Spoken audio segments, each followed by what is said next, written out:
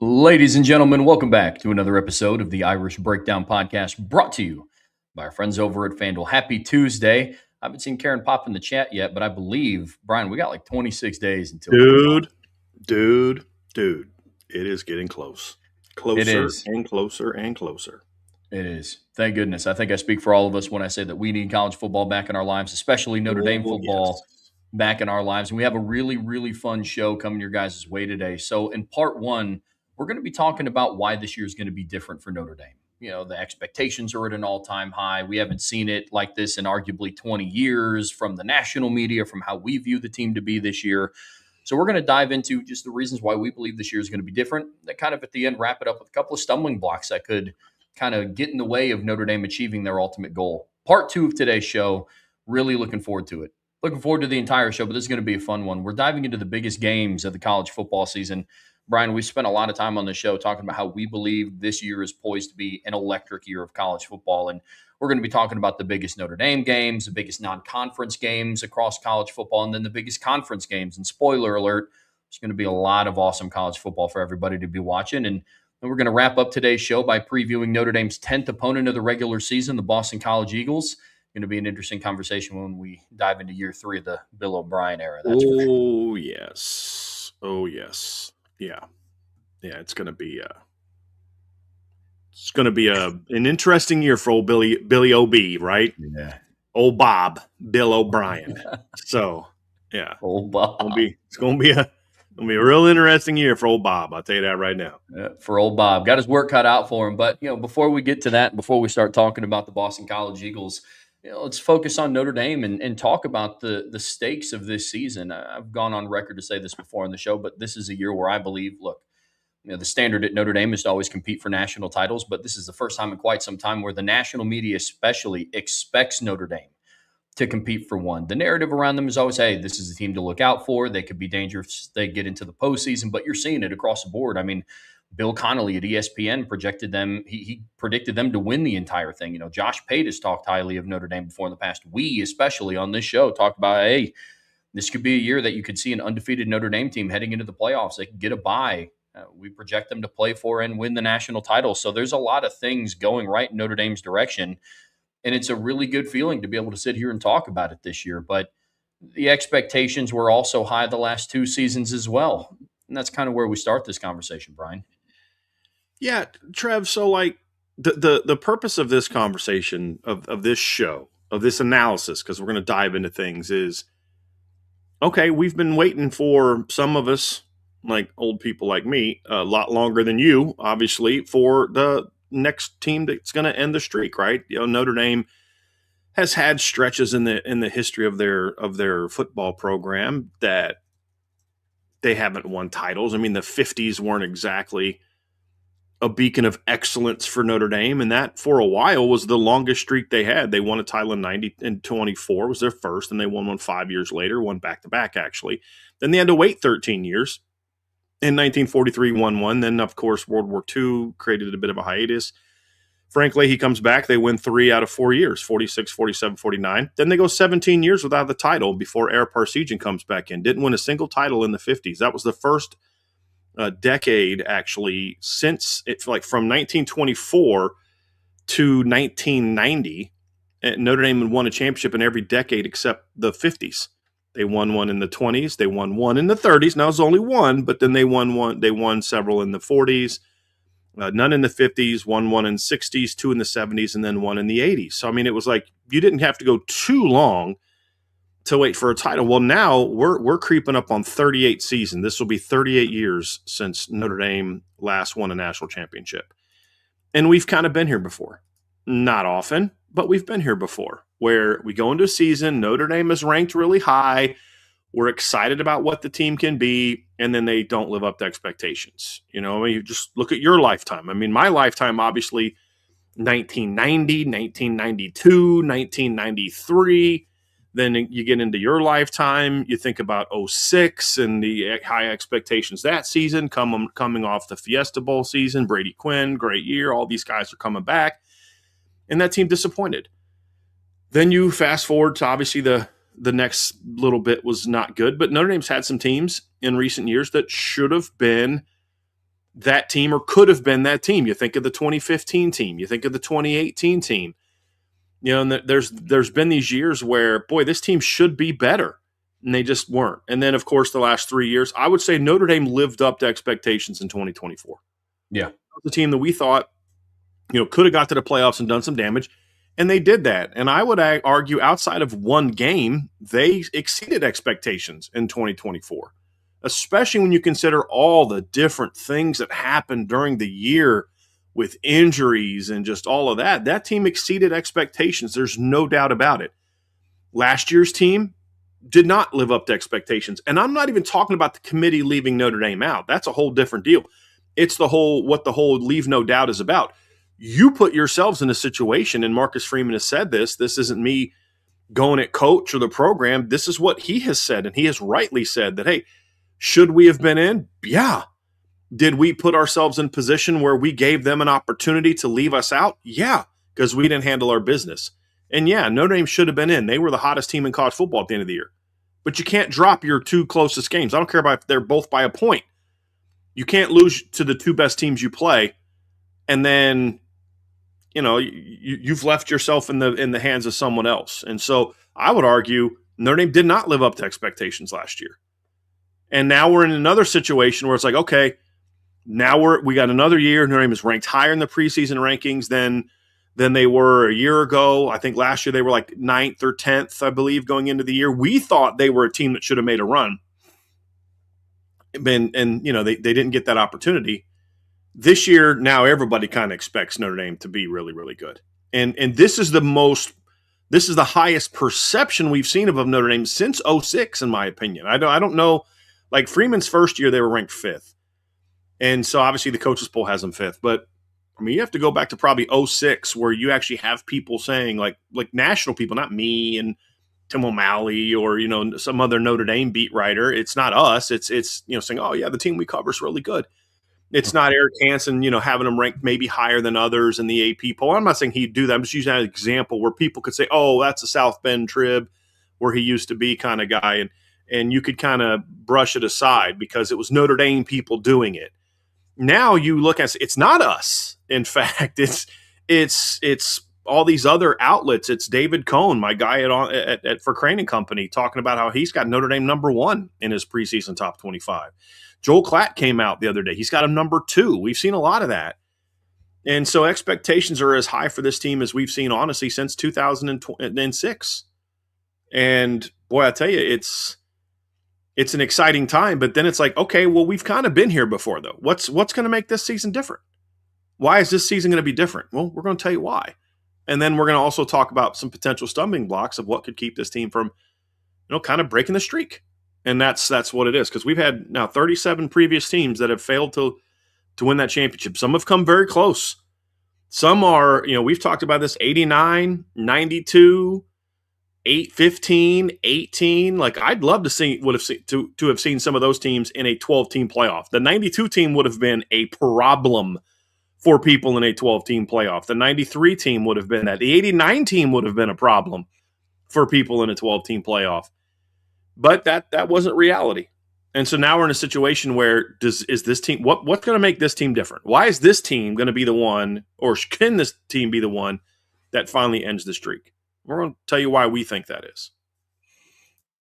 It's an interesting conversation into when you dive into why, because you're absolutely correct. There is a bunch of previous teams over the last 37 years, that have had the opportunity to end that streak. And what sets this team apart? And I think that's what makes this conversation the most interesting. And I think, Brian, where you start with this conversation is when you look up the makeup of this team and what Marcus Freeman has built and what he's put together.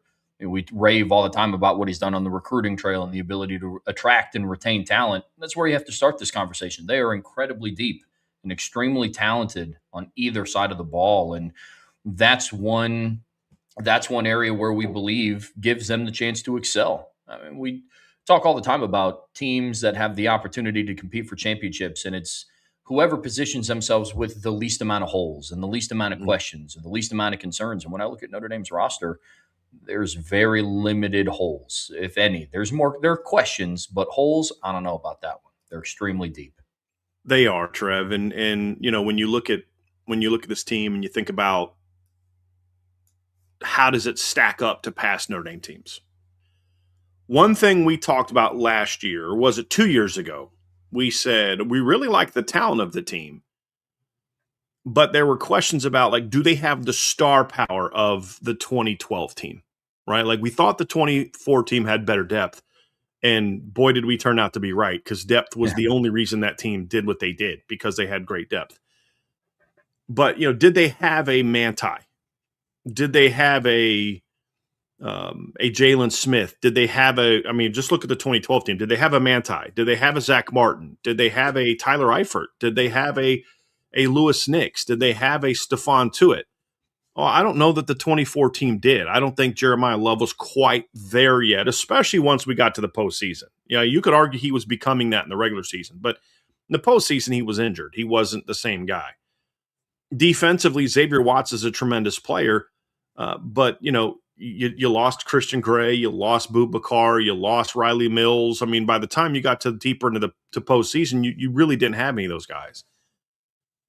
And then last year, you thought maybe they do have that talent, right? They do have Jeremiah Love. They do have Leonard Moore. They had Malachi Fields coming in. You had Drake Bone going into a second year as a starter. You had some talent, but then it was, is it enough? Do you have the depth? Is there enough experience early in the season? Will the offensive line be good enough? I mean, that was one of the questions that you and I had, is like, this line should be good, but we had questions about it going into the season. And those things turned out to be problems for this team. How would they handle a new defense?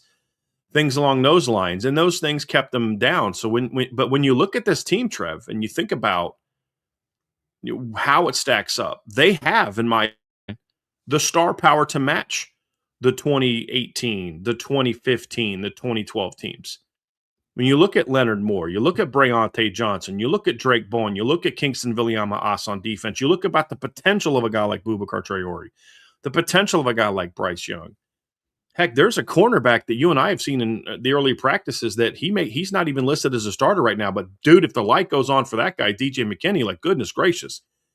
And that's just the defense. You've got a quarterback coming back that's getting the most preseason hype since Brady Quinn in 2006, for good reason. It's justified. You're talking about two offensive linemen coming back, getting All-America honors. They didn't have a Zach Martin in 2024. Might they have one in 2026? Is Anthony Knapp ready to become that guy? Is Gerby Lambert ready to become that guy? That's what we're going to find out. And we're talking about Notre Dame version of Zach Martin. We're not talking about Anthony Knapp going and becoming an NFL Hall of Famer and the best guard to ever play, potentially, or one of the best guards to ever play. So, those are questions that I think they have. And then, of course, this team can match, if not surpass, the depth of the 24 team. Not just with the incoming freshman class, but also with just what's coming back overall, with the portal pickups. So you look at it and you say, yeah, this team is legitimately as talented as any team in the country. This isn't like 2024 where you go play Ohio State, and if the Buckeyes play their game, you've got to play a perfect game to beat them. Now it's other people got to play their perfect game to beat you. You're getting closer to that anyway, talent-wise. And that's, at the end of the day, that's the biggest reason why. Yeah, there's some commonalities between previous national title winners. And there's really 4 key areas where they're all proficient to elite. And that's quarterback, offensive line, defensive line, and in the secondary. And in previous years, Notre Dame has been either proficient to elite in some of those spots, never all at the same time. And I think that's one of the reasons why, when you look at outlets like FanDuel, they're one of the favorites to go out and win the national title this upcoming season, is because you can look at this team across the board. Say, okay, quarterback, we believe a check mark. Offensive line is the highest outlook that Joe Rudolph has had. The defensive line has been close, especially over the last couple seasons, but championship caliber, I don't know the answer to that. And then we're playing the what-if game in 2024, and secondary is the one that you could argue is there. But when you look at something like a quarterback and the quarterback level that they have, or the perceived level of quarterback that they have coming into the 2026 season, it's another big reason why we believe this year could be different. Now, I'm under the impression, I think Riley Leonard could have been a quarterback to bring a title back to South Bend. I really do. If the stuff around him was better. Yeah. Exactly. And that's one of the biggest differences. But you look at CJ Carr, a player who's a preseason Heisman hopeful and a very early riser up many NFL analyst draft boards. That's a big difference when you look at this season. Do you need an elite quarterback to win a championship? No. I don't think Stetson Bennett was an elite quarterback. He was very good in college, but was he elite? No. Was Will Howard elite? No. But I would argue he played like one in the playoffs. Look, it's one thing to say you're an elite talent. It's another thing to say, okay, that guy's not an elite talent, but he played like an elite quarterback when it mattered most. And that's the thing is like, did Ohio State in 2024 have an elite quarterback? No. But they had a quarterback that in the first round playoff game completed 82.8% of his passes for 311 yards and 2 touchdowns, 10.7 yards per attempt. They have a guy that when they played the number 1 seed in the next game, went 17 of 26, 65.4% completion rate, 319 yards, 3 touchdowns, 12.3 per attempt, no picks. A guy that in the semifinal game, his quote-unquote worst game of the playoffs, he went 24 of 33, 72.7% completion rate, 289 yards, 8.8 yards per attempt, was by far his worst performance of the season. 1 touchdown, 1 pick. That was his bad game. And just to give you a sense of how good his bad game was, his 8.8 yards per attempt would have ranked 10th in the country that year. If that was his average for the entire season, would have ranked 10th, and that was his worst performance in the playoffs. And then in the national title game against Notre Dame, goes 17 of 21, 81% completion rate, 231 yards, 2 touchdowns, and ran for 57 yards. So no, he wasn't an elite quarterback, but he certainly played like one. And of course, we've seen J.J. McCarthy. We've seen guys who aren't elite quarterbacks win championships. I will contend, however, that it is a lot harder to do in a 12-team playoff when you got to win more games. I look at, for example, Fernando Mendoza last year. People say, well, he was a star, number 1 overall draft pick, and sure, Heisman Trophy winner. He was a great player. But you look at his numbers, he didn't put up monster numbers in the postseason last year. But you know what he did, Trev? And you know this because we've talked about this. He was money. Even in games where he wasn't playing well, I didn't think he played well against Miami, but he made the plays he needed to make to win the game. And that's what a championship quarterback does. You don't always have to look like John Elway in Super Bowl 32 against the Packers didn't throw the ball very well, barely had 100 yards in that game, but he made about 3 or 4 plays that were just absolutely crucial in that game in clutch moments, right? And so those are all things you look at and say, Brett Favre had way better numbers in that game, but Brett Favre also had some crucial mistakes in that game that John Elway just didn't really make as much of those in that game. And so that's the big thing for me, Trev, is you've got to have a great quarterback, but you've got to have a clutch quarterback. And I think Notre Dame has that on this team. And I think we saw that last year. No, a lot of people, well, he didn't play very well against USC. No, he didn't play very well against USC. But you look at what he did in the fourth quarter against Miami, the third and fourth quarter against Miami. Throws the pick that allows Miami to make it. Notre Dame gets the ball, and they got a chance to go down and tie the game up. I think it was 21-14. Miami had scored to make it 21-14. And then CJ throws that pick. And Miami goes down. I think that made it 24-14, I believe. And then what does he do on the very next drive? Takes Notre Dame right down the field, throws that phenomenal back shoulder pass to Malachi Fields, and it sets up a score. And then they end up going down. They tie it up 24-24, and then Miami wins it late. But and then you look at the A&M game. The same thing. CJ played very well, had some great throws in that game, led him on a drive at the end of the game that helped him go ahead. And so we saw moments like that from him last year as a first-year starter. The arm talent's there. The maturity is there. The experience is now there for him to be that guy. And so when you talk about building a team that's capable of winning a championship, you have to have a quarterback. Now, you mentioned Riley Leonard, and you talked about, you think Riley Leonard could have been that guy, et cetera, et cetera, et cetera. We don't know. Because he didn't win it but here's the thing. But because of him, he got them to the dance. He got them there. So what we can say definitively, Trevor, is, I don't know if the town around him is better. Do they beat that Ohio State team? I don't know. You don't know. We can guess. But what we do know is that he was a guy capable of elevating that team and elevating people around him and leading them deeper than they've ever been. And when he was playing like the Riley Leonard we thought we were going to get, when he signed, that team was really hard to beat. And the point is, it shows evidence that you of what you're talking about, Trev. When you've got that money quarterback, it just makes everybody else around you better, and it makes your team better, and it gives you a sense of confidence. Hey, we're going to be fine. And when Riley made mistakes against Penn State, the team didn't panic. Why? Because they knew he wasn't going to panic. And I'd say that's kind of where I'm at with this team. That's a great foundation, because having a great quarterback gives a sense of comfort, a sense of we're going to be okay no matter what happens in a game. We're okay. We got CJ. We're fine. And you've heard this about all great quarterbacks. Hey, I'm a John Elway fan. Hey, we knew fourth quarter, if it's within a score, you were in trouble. Nice. Got it. Athlete. People forget. Yeah. But we don't. We love it. No, I'm with you though 100%. Like, look, let's be real about something. Before 2024, Notre Dame made the 14 playoffs twice. And when you looked at the level of quarterbacks in 18 and 20, one of those things did not look like the other. They didn't. Whereas this season, when you go into it, if Notre Dame makes the playoffs, I don't look at Notre Dame and be like, there's a gap in quarterback play. I mean, in 18, you had Trevor Lawrence, you had Kyler Murray, you had Tua Tagovailoa, and Ian Book, who was a good football player, not on the same level as Trevor Lawrence. I love what Ian Book did for Notre Dame. He is not on the same level as Trevor Lawrence. And then in 2020, it's Ian Book again with Justin Fields and Trevor Lawrence and Mac Jones. There's just a difference. I don't feel that way about it this year. I didn't feel that way in 2024 either. When I looked at the playoff field, I was not like, yeah, man, you got like Cade Klubnik and Kevin Jennings and Will Howard. Riley Leonard's just not even close to their level. There was a sense, to your point, of comfortability knowing it's like, okay, Notre Dame has a guy under center that can get the job done in the crucial moments. But as we know, it's not just going to be up to the quarterback. One of the other kind of four pillars, I guess you could call it, of building a championship caliber roster is being stout in the lines. And that is something that I think that Notre Dame brings to the table this upcoming season. I think there's going to be strong line play on both sides of the ball.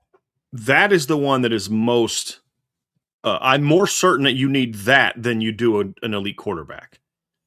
And there's way more evidence of that. Last year, Indiana had, in my opinion, the best coached offensive line in the country. Were they the most talented? No. Did they win the Joe Moore Award? No. But they were great all year, and they played great in the postseason.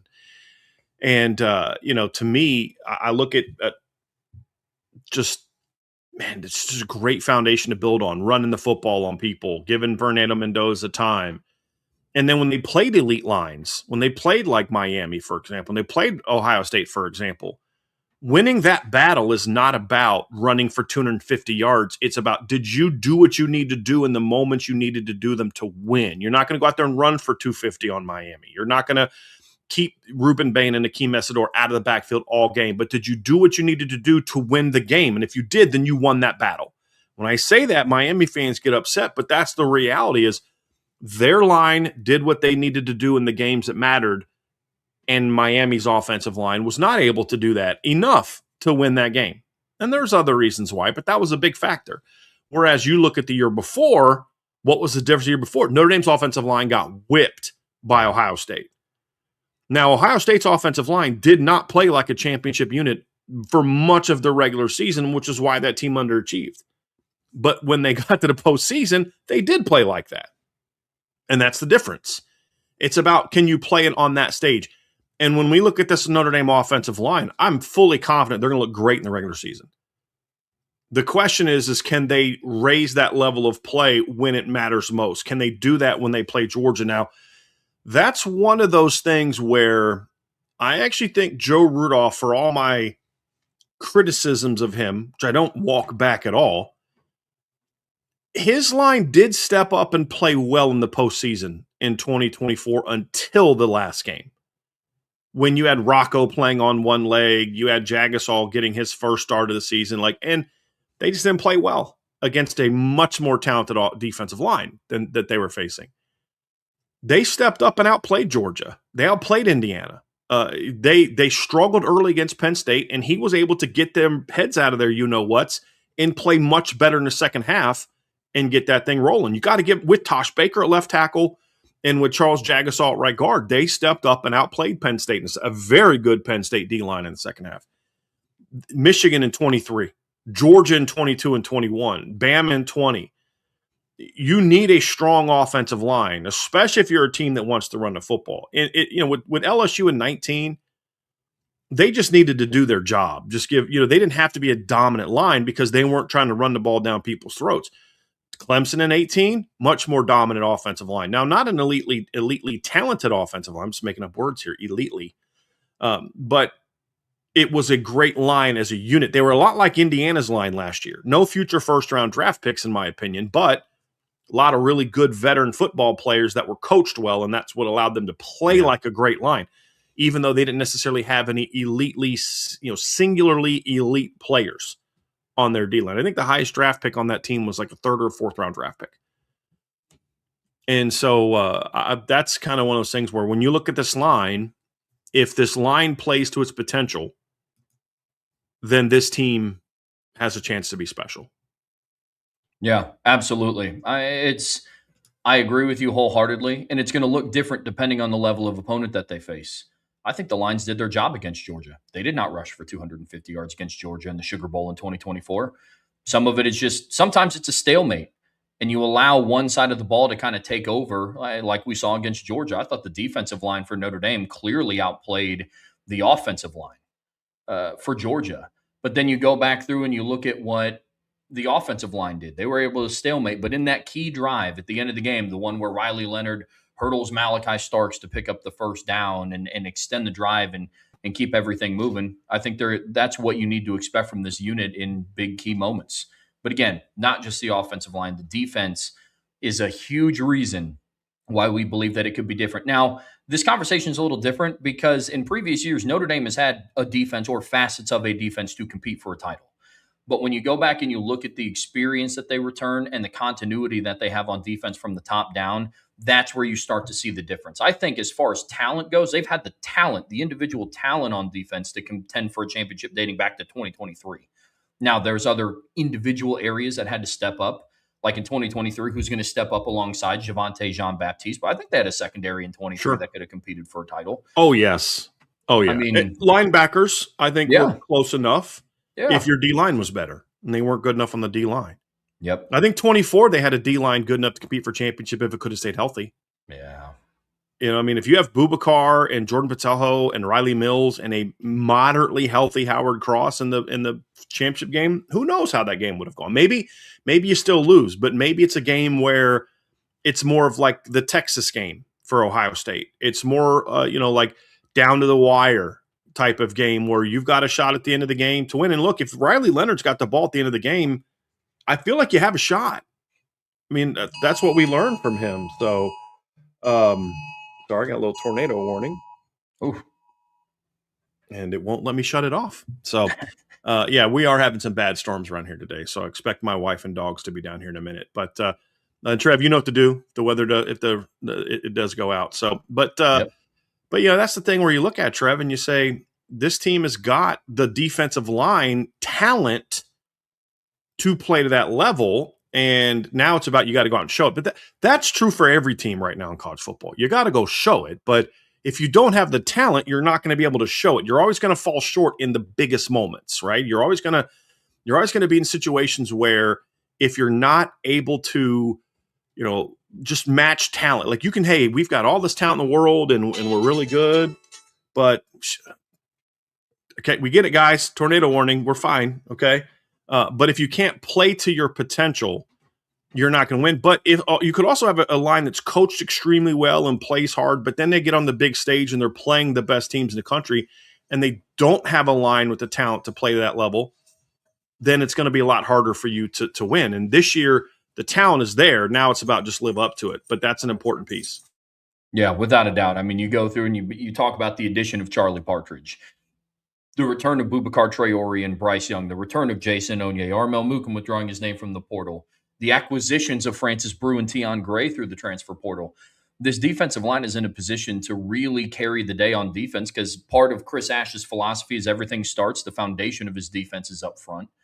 And I think we're going to be able to see that. But the secondary is also, I mean, really, it's not even just a secondary. It's just the back seven. Yeah, I mean, the back seven of this defense is absolutely exceptional. You talk about the foundation of the back seven, you start with the linebacking core who bring back all five guys from the rotation, and they're all continuing to elevate. And then obviously, I think the level of Yeah. talent in the secondary kind of speaks for itself. You know what I mean? Look, why does this matter? Why does having that kind of talent on the back end matter when you're trying to win a championship? And my answer is I think it matters a whole lot. Look, you can have a D line that's really good, but what if you play Texas in the playoffs and the Texas offensive line finally lives up to expectations and finally lives up to its talent level? And Trevor Goosby's one of the best tackles in the country, and Brandon Baker's a stud at right guard, and the Siani kid at right tackle's legit. Robertson's ends up being one of the better centers in the Big 12, or in the they should be in the Big 12 in the Yeah. SEC. All those type of things are there. There's a world in which you stalemate in the matchup against Texas. So then it's like, okay, now you better be able to cover and you better be able to run and tackle. And if you don't have the athletes, then you're going to be in trouble. I look at the 2020 Notre Dame team, which I thought had a pretty good defensive line that year. Yeah. And Bama didn't outplay Notre Dame's D line at all. They didn't dominate Notre Dame's D line, but they were able to stalemate the Notre Dame D line. And that forced Notre Dame into coverage situations and get guys in space. And then it was like Najee Harris against Nick McLeod in coverage. It was Devontae Smith against a freshman version of Clarence Lewis and Sean Crawford and Nick McLeod, who were good players and were good enough to let you go undefeated and get to the playoff and all that. It's not a knock on them, but then it's now you got to cover John Mechie and you've got to cover Devontae Smith and you've got to be able to tackle Najee Smith in space, and they couldn't do it. And so it comes down to, yes, you need a great D-line, but what if your lead line doesn't play well? What if the opponent has an O-line that can block your D-line? What if the opponent has a game plan to kind of take them out of the game a little bit? Then are you good enough on the back end to go win a championship? And I think that a lot of the championship teams are. I mean, that was a big part of Ohio State, right? Like Notre Dame got after Ohio State a little bit in the second half, but that was after they had kind of fallen behind 31-7, and Ohio State wasn't necessarily playing the same type of defense in the second half as they were in the first half. Now, and it also required Jaden Greathouse to like put a Superman cape on. Like, let's not forget about that either. I mean, it was him putting ridiculous moves on Caleb Downs, catching balls with one hand in the end zone while his other arm is being held. Like, okay, yeah, sure. If a guy plays like Superman, there's not a whole lot you can do. But Notre Dame did that for 30 minutes and Ohio State did that for 60, kind of thing. And so that's when you look at it, Trev, and say, yeah, D-line's great, but if you can't keep up on the back end, then you're in trouble. And I think that's something where that's the part of the team that I think you're starting to see more college football fans and analysts starting to come to the realization that this is not my grandfather's Notre Dame team, or I should say my daddy's Notre Dame team anymore. This isn't that tough, hard-nosed, blue-collar team that wants to get you into a tight quarters street fight in hopes that you don't spread the field and go at us with athletes. That's what people remember Notre Dame being.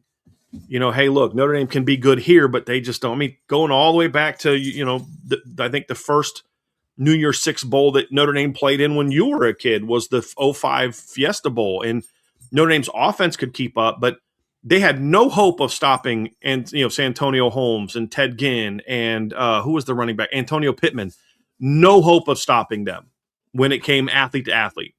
Notre Dame had a very good D-line that year. I mean, you had Victor Abiamuri, Trevor Laws, Derek Landry.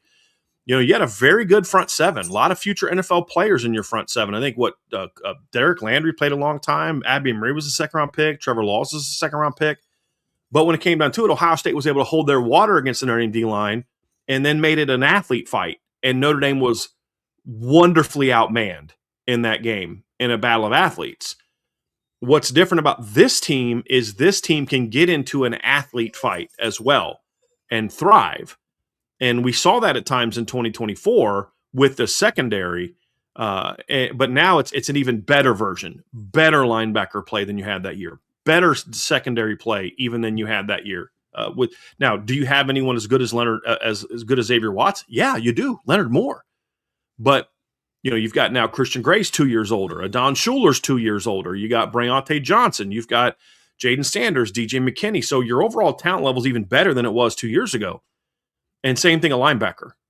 And even if you assume, let's just say that Drake Bowen and Jaden Osbury, or Drake Bowen and Jalen Sneed, or Drake Bowen and Kingsville Amasa, whoever that is the same exact talent as what Drake Bowen and Jack Kaiser were. And look, Jack Kaiser was 4th round NFL draft pick. Let's just say you're no better there. Well, that's still pretty good, number one. But 2, now you have way better depth than you did then, and way more experience than you did then. And so when you look at this team, that back 7 talent allows Notre Dame to get into sort of that, hey, your line, our line, stalemating. Now it becomes whose athletes are better. And if you're Notre Dame, you're saying, hey, we can compete with you athletically now. I mean, how are you going to compete with Jeremiah Smith? You've got the best corner in the game. How are you going to compete with Cam Coleman? You've got the best corner in the game. And those are things that Notre Dame didn't always have. Or they would have one guy like that and then nobody else. Like, you had Kyle Hamilton in 2020. And you remember early in that game, they tried to throw like a double move. I think it was like a sluggo. Maybe it was like an out and up on Kyle Hamilton early in the game. And they did like a pump, and then Mac Jones tries to go deep, and Kyle almost picks it off. And they say, oh, we're not doing that again. They were able to avoid him the rest of the game because they had so many other favorable matchups. They could avoid him and Jeremiah Wusu-Koramoah because the drop-off between those two and everybody else was significant. Yeah. Now, if you're like, forget it, Leonard Moore almost picked us off in the first quarter, we're not going at him again. Now you're going at Bryante Johnson, Adon Schuler, Christian Gray, DJ McKinney, Jaden Sanders, Luke Talmadge. The level is so much greater than it was then, and that's what you feel makes this team different than it's been in the past. I echo the same sentiment about the offensive side of the ball as well. There's a lot of potential in the skilled spots in Notre Dame's offense. Now, look, very similar to the defense. You know, the old school narrative about Notre Dame is, they want to meet you in a phone booth and they want to fight you in the alley and things like that. And I think that that mentality maintains. But now, to your point about the defense, they have the skilled talent to compete with you. I feel the same way about the offense. The narrative about offense, hey, they're going to have a smart, heady quarterback that can just kind of get the job done. And they're going to try to run the ball down your throat with a fantastic offensive line, and they'll have a very talented tight end to boot. Now I think the narrative about Notre Dame's offensive line, or about Notre Dame's offense in general, is they have very underrated skilled talent. Now, having said that, they have a little bit longer ways to go to get to that proven status of where the Notre Dame defensive backs and the Notre Dame skill positions are on defense, but the potential's there. Gone are the days, at least on paper, gone are the days of where it's like, okay, well, if receiver A doesn't work out, this room might not be what we think that it is. If receiver B doesn't work out, they're going to really struggle to move the ball. And now they're going down to letters E, F, G, H, I, J, K. And so when I look at the skill potential on Notre Dame's offense, you have to kind of tip your cap to the offensive coaching staff and Marcus Freeman and say, hey, look, man, this is now a unit that can go out and compete with some of the other top secondaries in the country. Because when they get into the postseason, they could face Oregon. They could face Ohio State. They could face Texas. They could face Miami again in a postseason rematch. We know they face them on November 7th. And now there's not just this disparaging gap of like, okay, well, I mean, I think back to the 2012 national championship game. D. Milner took Tyler Eifert out of the game, and then that was it. The passing attack was essentially neutralized. DeVaris Daniels was a good player. TJ Jones was a good player, but not to the level to be able to compete against Bama's secondary. And I think that's a major difference this year as well. The one thing I will say about this, Trev, and I know we're in agreement on this, I agree that the talent is there. The one thing that gives me a little bit of pause is the word that I had in the outline, potential. Skill, talent is good. This is the one thing that we're going to talk about in this segment that is more of an unknown to a degree. Do they have enough skill, talent on offense? Yes. Will it play to its potential? We don't know. With the secondary, it's like, hey, what you're doing. Hey, Drake, keep doing what you're doing now that you're healthy. Hey, Adon, keep doing what you're doing. Hey, Bryante, keep doing what you're doing. Hey, DJ McKinney, just be what you were in 2024. Hey, Christian Gray, a more consistent. But like, we've seen them all play great football at some point in time. There's a lot less of that on offense. You say, well, what about Aeneas Williams in 20? It was 2 plays, right? It was great 2 plays, but it's one thing to come out and be a spark, and it's nothing to carry the team for 4 quarters. Those are the things you look at. Having said that, Trev, I think the point you made that I love was It's not just if Jaden Greathouse is that guy, then they're great, but if not, they're in trouble. Now it's if Jaden Greathouse plays to his potential, you're in good shape. But if he doesn't, okay, you've got Mylan Graham, you've got Elijah Burris, you've got Bubba Frazier, you've got Logan Saldate. Boy, if Quincy Porter can be that guy in the boundary, you're good. But what if he is not healthy right now? Well, you got Micah Gilbert, you've got Cam Williams, you've got, there's a lot more options there at those positions. And so that's where I say I like where this team is, the potential this team has. The talent is enormous.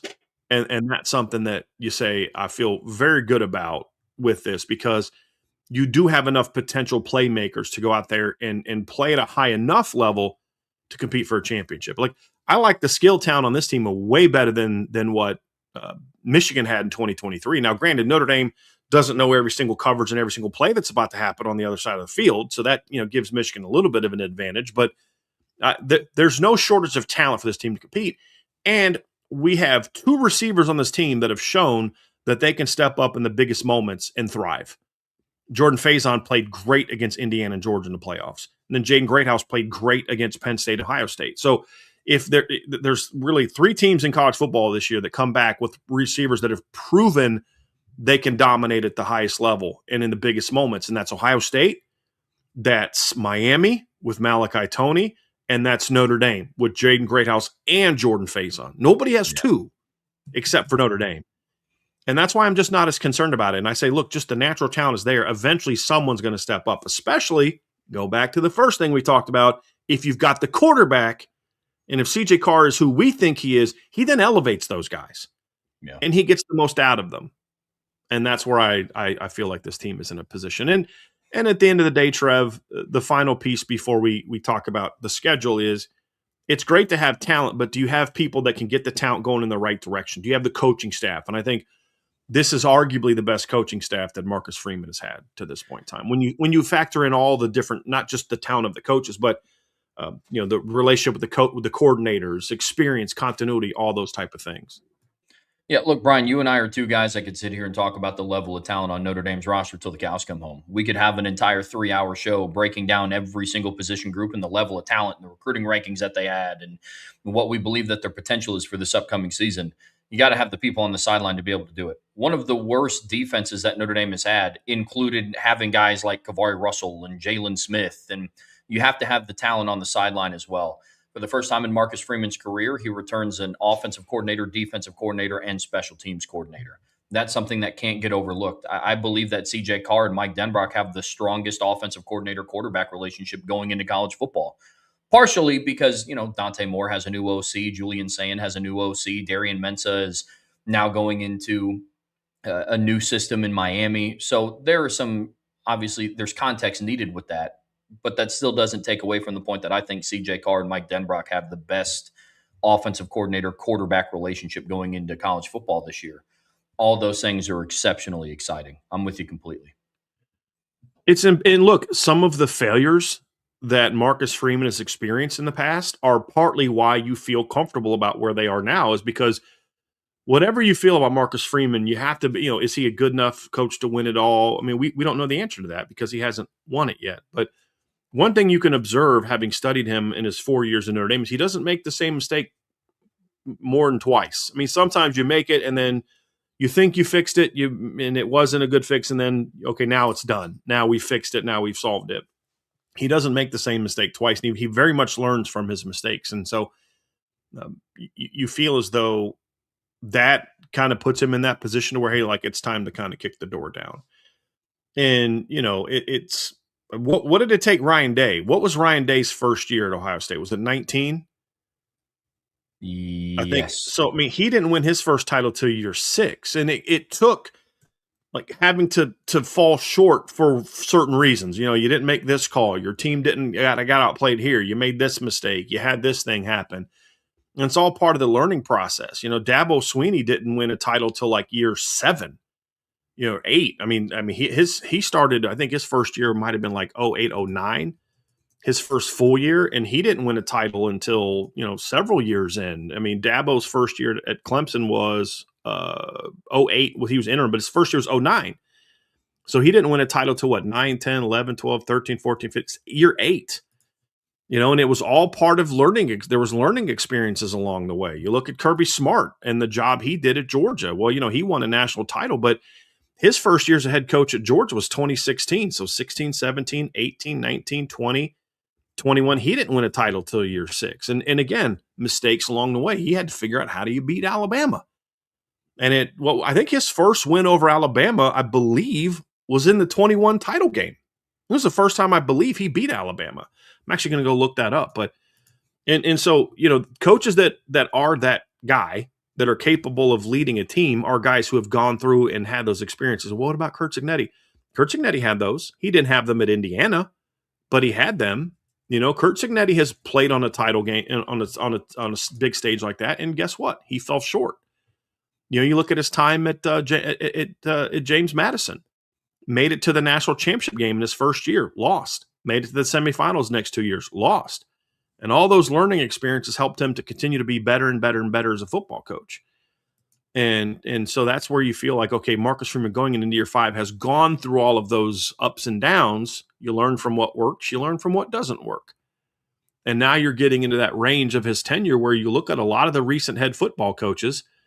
They didn't win in year 1 or year 2. That happens from time to time, but it's usually those coaches that it takes a little bit before you're finally able to kind of knock that door down. And gosh, I think even Nick Saban, I don't think he won a title until what would be his 3rd or 4th year at Alabama. What was this? His first year was 07 at Alabama, right? Wasn't it 07? Yeah, it was 07. He didn't win a title till his 3rd year. So it takes a little bit of time. And now you look at it and you say, hey, you're in a situation where you've got all the things going in the right direction. The head coach experience won't be that thing that holds you back. And so that's one of the things that gets me excited. And then the final piece, Trevor's, I do think the Notre Dame schedule is set up very well for this team to make a run. Yeah, and when we say that, we're not coming from a level of difficulty. It's literally how the schedule is formatted. You're not starting off the year against a potential playoff team. You did that in 2022.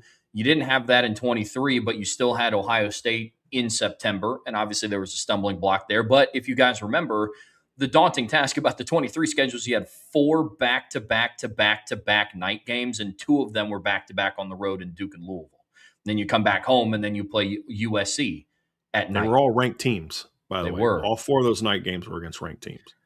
Then you look at the 2024 schedule. You start off the season on the road against Texas A&M, and then obviously last year you had Miami and Texas A&M, who were both preseason CFP hopefuls, and you get them in back-to-back games.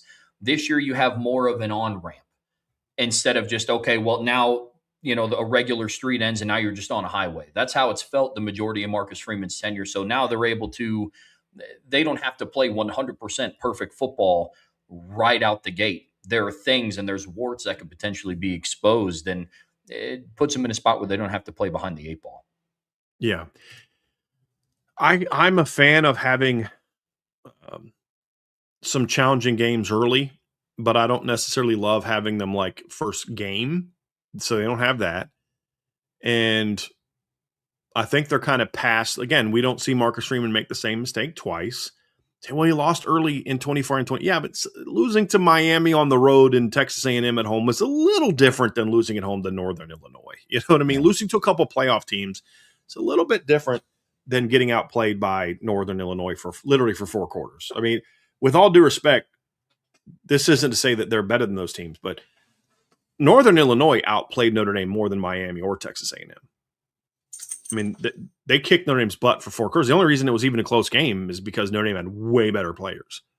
And Jeremiah Love could just hurdle guys, and you could have guys make, crazy plays and things like that. But they got outplayed for 4 quarters. We didn't see that last year. So again, you learn from it. But the other thing too is not even just how it sets up for Notre Dame, but last year the problem that Notre Dame had is that down the stretch they're destroying people, but there was nobody on the schedule that was garnering the respect to vault them up the rankings. Now, I don't think that's how it should have been, but that's how it was. The committee can justify not giving Notre Dame a lot of love for beating USC. You can look at it and say, okay, the committee had justification for not giving them love for going out and beating Pittsburgh, because no matter what they did to these ranked teams, it didn't matter because they weren't getting bumped up. It didn't matter how they looked. It didn't matter, how this team is ranked. I mean, Navy was ranked and Notre Dame beat them by 39. This is all in November. Pitt was ranked and Notre Dame beat them by 22, and Pitt scored at the end of the game. I mean, it didn't matter what Notre Dame did. They just weren't going to get bumped up. And in fact, they got moved down. And so that's one of those things where it's like it really didn't matter what Notre Dame did. They were not gonna rise up. They were ranked 10th in the first playoff ranking. They dominated teams in November and finished 11th. Think about that. The very first playoff ranking, Notre Dame was ranked 10th. And they went out after that ranking. So that came out the week after Boston College. So after the playoff ranking comes out, Notre Dame is 10th. And at 10, they're in. And after that, they beat a ranked Navy team 49-10, beat a ranked Pittsburgh team 37-15, beat a bad Syracuse team 70-7, and then went on the road in a place that Stanford had played some pretty competitive games and beat Stanford 49-20. It was 42-3 when they pulled their starters, and they dropped in the rankings. If you go into September this year, Trev, and in the last 6 months of the season, you beat Miami and SMU in November, you're going to have those games. They're going to help you either stay where you are, because if Notre Dame just would have stayed where they started, they're in the playoff. And they should have. We know that was a rigged process. But even more so if it helps you to then rise up the rankings. And so I think those things are it's important. So you get a chance to start the season off well, get into a rhythm, work through some of the kinks where you maybe don't have to necessarily play great, and you're still going to be, still going to kind of dominate a little bit, but you then, by the time you start, your schedule gets real ramped up. You're ready to rock and roll and really ready to take kind of things to that next level. And so I think those are aspects of it where I say the schedule is set up nicely. And I'm a believer that I'd rather be challenged down the stretch. I'd rather play in some games where you've got to play well. I think one of the best things that happened to that 24 football team was the USC game, where USC played out of their minds. Notre Dame play well, and they had to compete because Notre Dame had to remind themselves what it's like to close in the fourth quarter. Had they just steamrolled USC the way they should have, when was the last time Notre Dame played a competitive game? Louisville in September? So I think these things is you're going to have, if you want to beat Miami, you're going to be in for a 4-quarter battle. If you want to beat SMU, you're going to have to play well. I think those things are going to be good for a team that's going to then have a month off potentially, especially if they get a bye. A team that's going to have a lot of time off. And I think that's another reason why you say I'd rather have a backloaded schedule than a front-loaded schedule, especially with so many guys coming back from injury. You don't have to rush them back, where maybe you rush Kingston and Ashton Craig back and Quincy Porter in the lineup and guys like that if you've got Miami and A&M in your first 2 games. Now it's like, dude, if you can't beat Wisconsin and Rice without Ashton Craig and Kingston Viliamasa, and you got way bigger problems than those 2 guys. And I think that's a big part of it. Brian, we just got done talking about why we believe this year is going to be different for Notre Dame here on the Irish Breakdown podcast, brought to you by our friends over at FanDuel. But we'd be remiss if we didn't talk about some of the potential stumbling blocks as well. There's a lot working in favor of this team, a ton. But if it were just that simple, then everybody on the staff and everybody on the roster should just start getting sized for their rings right now. There's going to be some things that they have to overcome, and there's going to be some potential stumbling blocks along the way. And some of them are uncontrollable. Others are very controllable. One of the things that kind of haunts us, and we get a lot of questions about it, understandably so, because they've had to battle through them so much, is injuries, especially to some of the premier positions that we've talked about. Quarterback, offensive line, D-line, specifically the edge. We've seen previous Notre Dame teams have to battle and overcome it. We're still having conversation around what if insert player here was healthy for the 24 national title. Right. What if this guy was healthy for Ohio State? We don't want to have those conversations this year, but injuries are also part of the game. There's no question. And there's a lot of teams you could say that about. It's not just Notre Dame. I think Notre Dame had an incredibly high amount in 2024 to very key players. I mean, did we mention even Benjamin Morrison? I think we might have mentioned Benjamin Morrison being out. Jeremiah Love not being 100%. But that's college football, man. That's the life. There's teams that are going to have players out. Some teams, boy, everything goes right and everybody's healthy. But You ask yourself, what does Oregon do last year if Evan Johnson, if Evan Stewart's healthy? What does Oregon do last year if you could do all these scenarios? Everybody kind of has those. So when you look at Notre Dame and you say like some of these things are going to happen.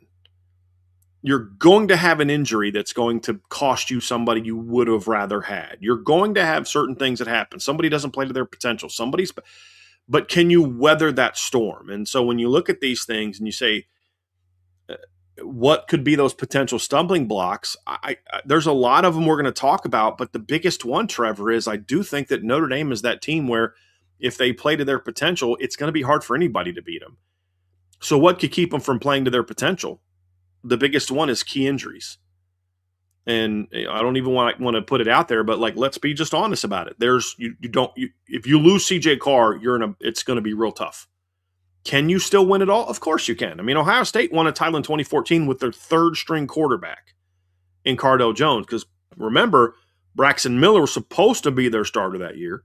He got hurt. Then JT Barrett took over. Then JT got hurt against Michigan. And then Cardale Jones comes in and leads to a championship. But Cardale had to win 2 playoff games to win it all. This quarterback would have to do whatever he would do, like especially if CJ gets hurt before Miami. You've got to play Miami, SMU, then 3 to 4 playoff games. It's going to be a lot tougher. Can you do it? Yes. Is it going to be very, very, very, very hard? Yes. And so same thing like if you lose a couple key offensive linemen. Notre Dame's got very good depth on the offensive line. But if it's Will Black or Anthony Knapp or Gerby Lambert, there's a pretty big drop-off between that guy and the next guy.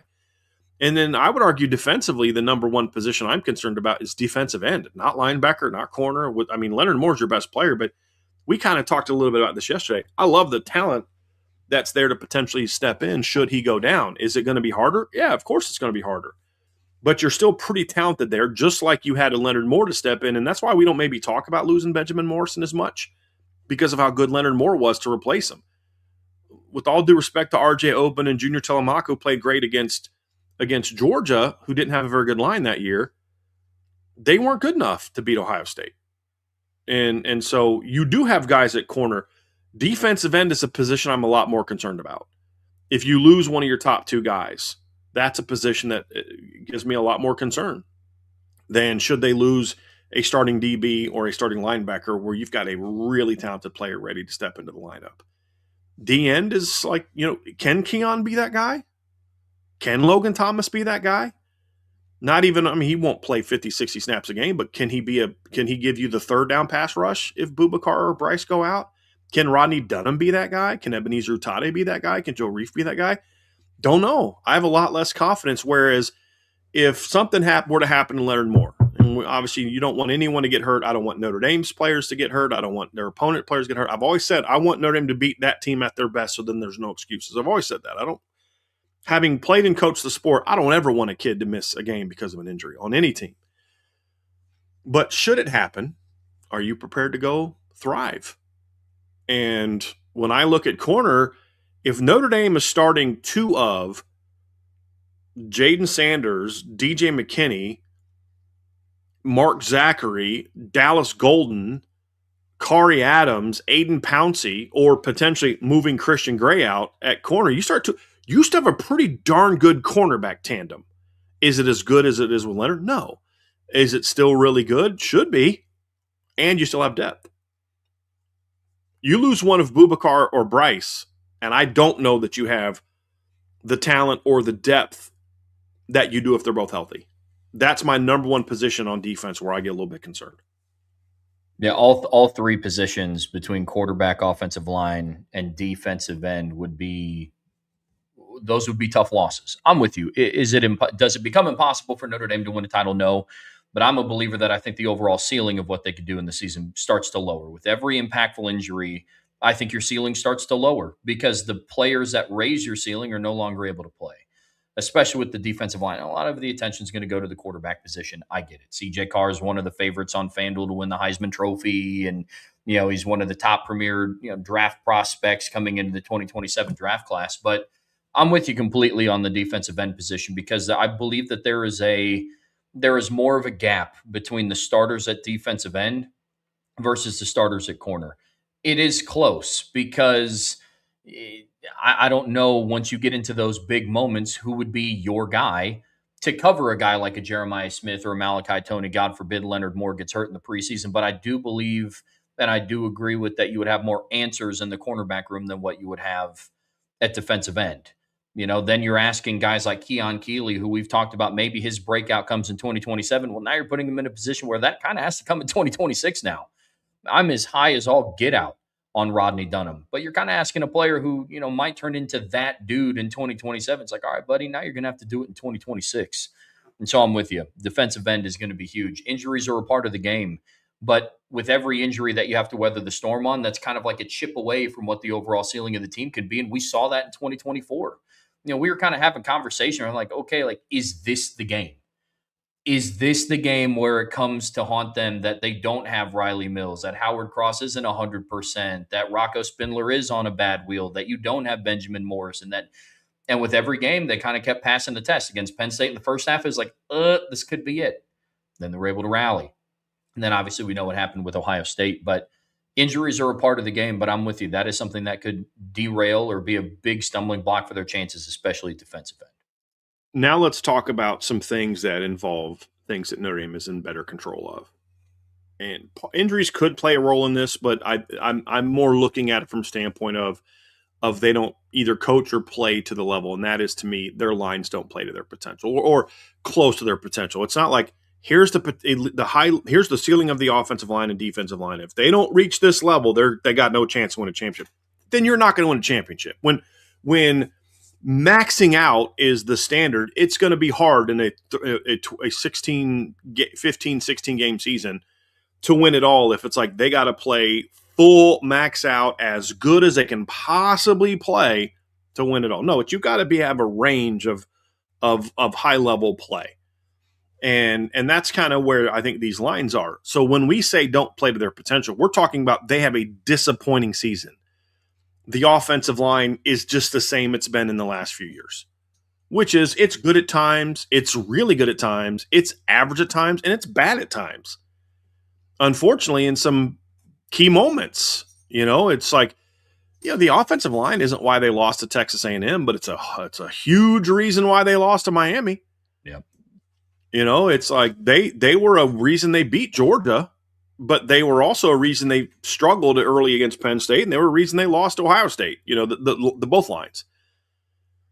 But especially the offensive line. But it's that wide variation of play and a whole lot more here than up here. A whole lot more in the middle, some range in the middle than what we had those great performances.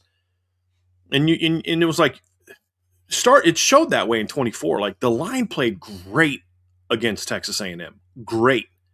Again, gave Riley time to throw, ran it down Texas A&M's throat, grinded out the tough yards in that game, helped put that game away, and then the next week just got their butts kicked for 60 minutes by Northern Illinois.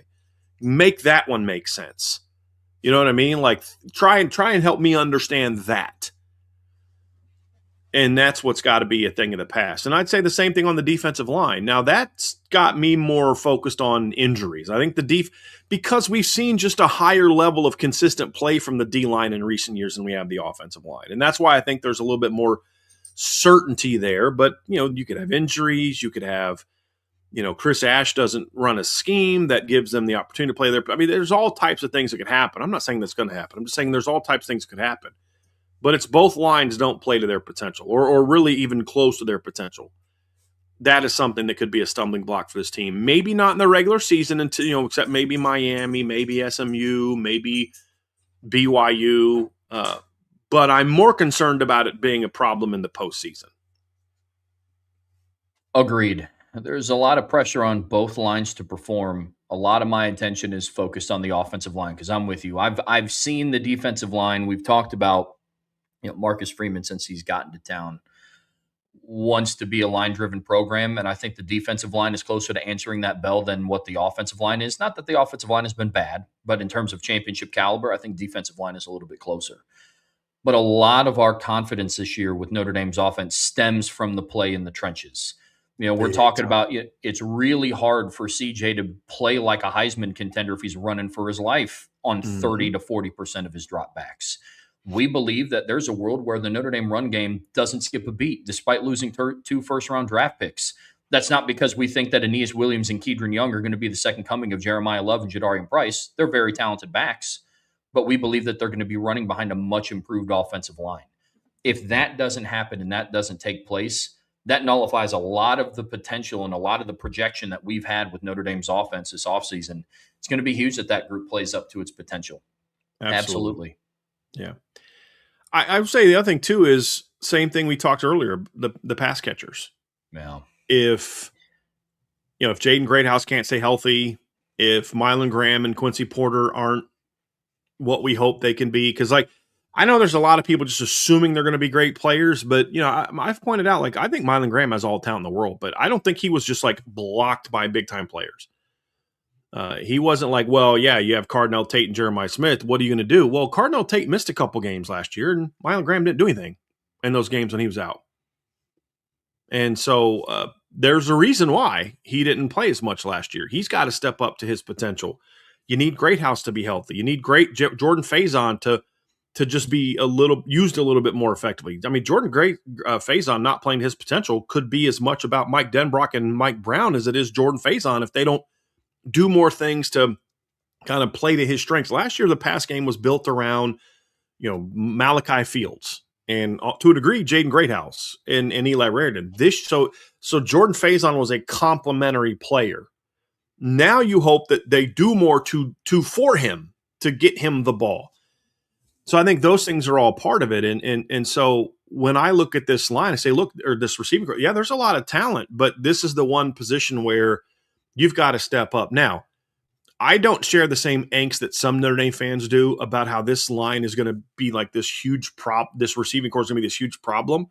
Number one, the receivers aren't why they lost to Miami. They're not why they lost to Texas A&M. They're not why they lost to Ohio State. They're not why they struggled to put Penn State away. They're not why they struggled against Georgia. I mean, the receivers have played well in big games the last couple of years. The only game that I thought the receivers played poorly was against Northern Illinois. I mean, you had Greathouse had that drop. They got picked off. You had guys weren't getting open. I mean, Notre Dame went and played for a title with Greathouse and Faison as starters, but younger starters, and with Bo Collins in the boundary and Jaden Harrison coming off the bench and Chris Mitchell coming off the bench, which was a good, solid receiving core. But I'm to believe that this receiving core is going to somehow be a limiting factor to them being a playoff team? No, it won't be.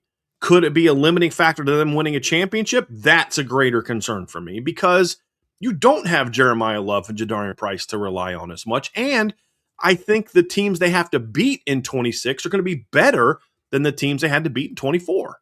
Yes.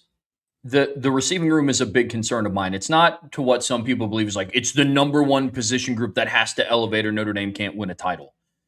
But here's where I'm at with the wide receiver group. And I haven't been shy around my opinion on this either. We've seen previous Notre Dame teams. Now, could Notre Dame go out and win a championship with just stout defense and a great run game? Yeah. We've seen them try to do that before. 2012, 2018, to a degree, definitely 2020, and then 2024. Especially, and I'm glad that you brought up the point about the postseason. I'm not really that concerned about it in the regular season. It's their journey to the postseason, their journey to getting to the national title game where I think that's going to come into play. At some point, Notre Dame is going to come across the team that is able to move the ball in them on offense and somewhat neutralize their run game. And we've seen it before in the past. I'm with you. I don't think they have to be LSU 2019 or Devontae Smith from 2020 to win a title. But what's one of the reasons? If they have a Devontae Smith on the roster, this team's not losing a game and they may not play a close game. I mean, you know what I mean? Right. Absolutely. But what's one of the reasons why we look back so fondly on that Penn State game? You know what I mean? It's because Jaden Greathouse emerged, and that's what helped get them back and battle back in that game. What's one of the reasons why we speak so highly about Jaden Greathouse? Because what he did in the national title game. Notre Dame didn't and fall semifinal back. Game. Yes. Right. It's not. And against Louisville and against Texas A&M. Yes. But point is Notre Dame didn't climb back into the game against Ohio State because Jeremiah Love rushed for 180 yards in the second half. And they played prevent defense. Right. And they put their backups in like Alabama did in 2020. I mean, correct. Alabama pulled their starters as early in a playoff game as I've ever seen because they knew that Notre Dame was going to score on them. They knew that their backups could stop Notre Dame. And especially with the game plan Brian Kelly had them calling that game. That wasn't the case against Ohio. They changed their defense. Don't get it twisted. They changed their defense, but like they were still had Caleb Downs, still had your starters in, and then Greathouse just went off, and that was a difference. But to your point, it was like, I mean, he was doing things. I mean, the spin move on Caleb Downs is still to this day just ridiculous, just absolutely ridiculous. And that was the third quarter, Trev. It wasn't like it was like 5 minutes left in the game. That was the third quarter. Yep. And then, of course, the two huge catches in the fourth quarter, which were unbelievable, were big time plays. Yep. Big time plays. And then Faison in the first round game, smoking Indiana, on several plays, moving the chains early, and then, of course, beating them over top on the post route. And, I thought the receivers played well against Georgia. Throwing the ball wasn't a huge part of it, but I thought the receivers did some very good things in that game as well. So we've seen this group step up and play well in big moments.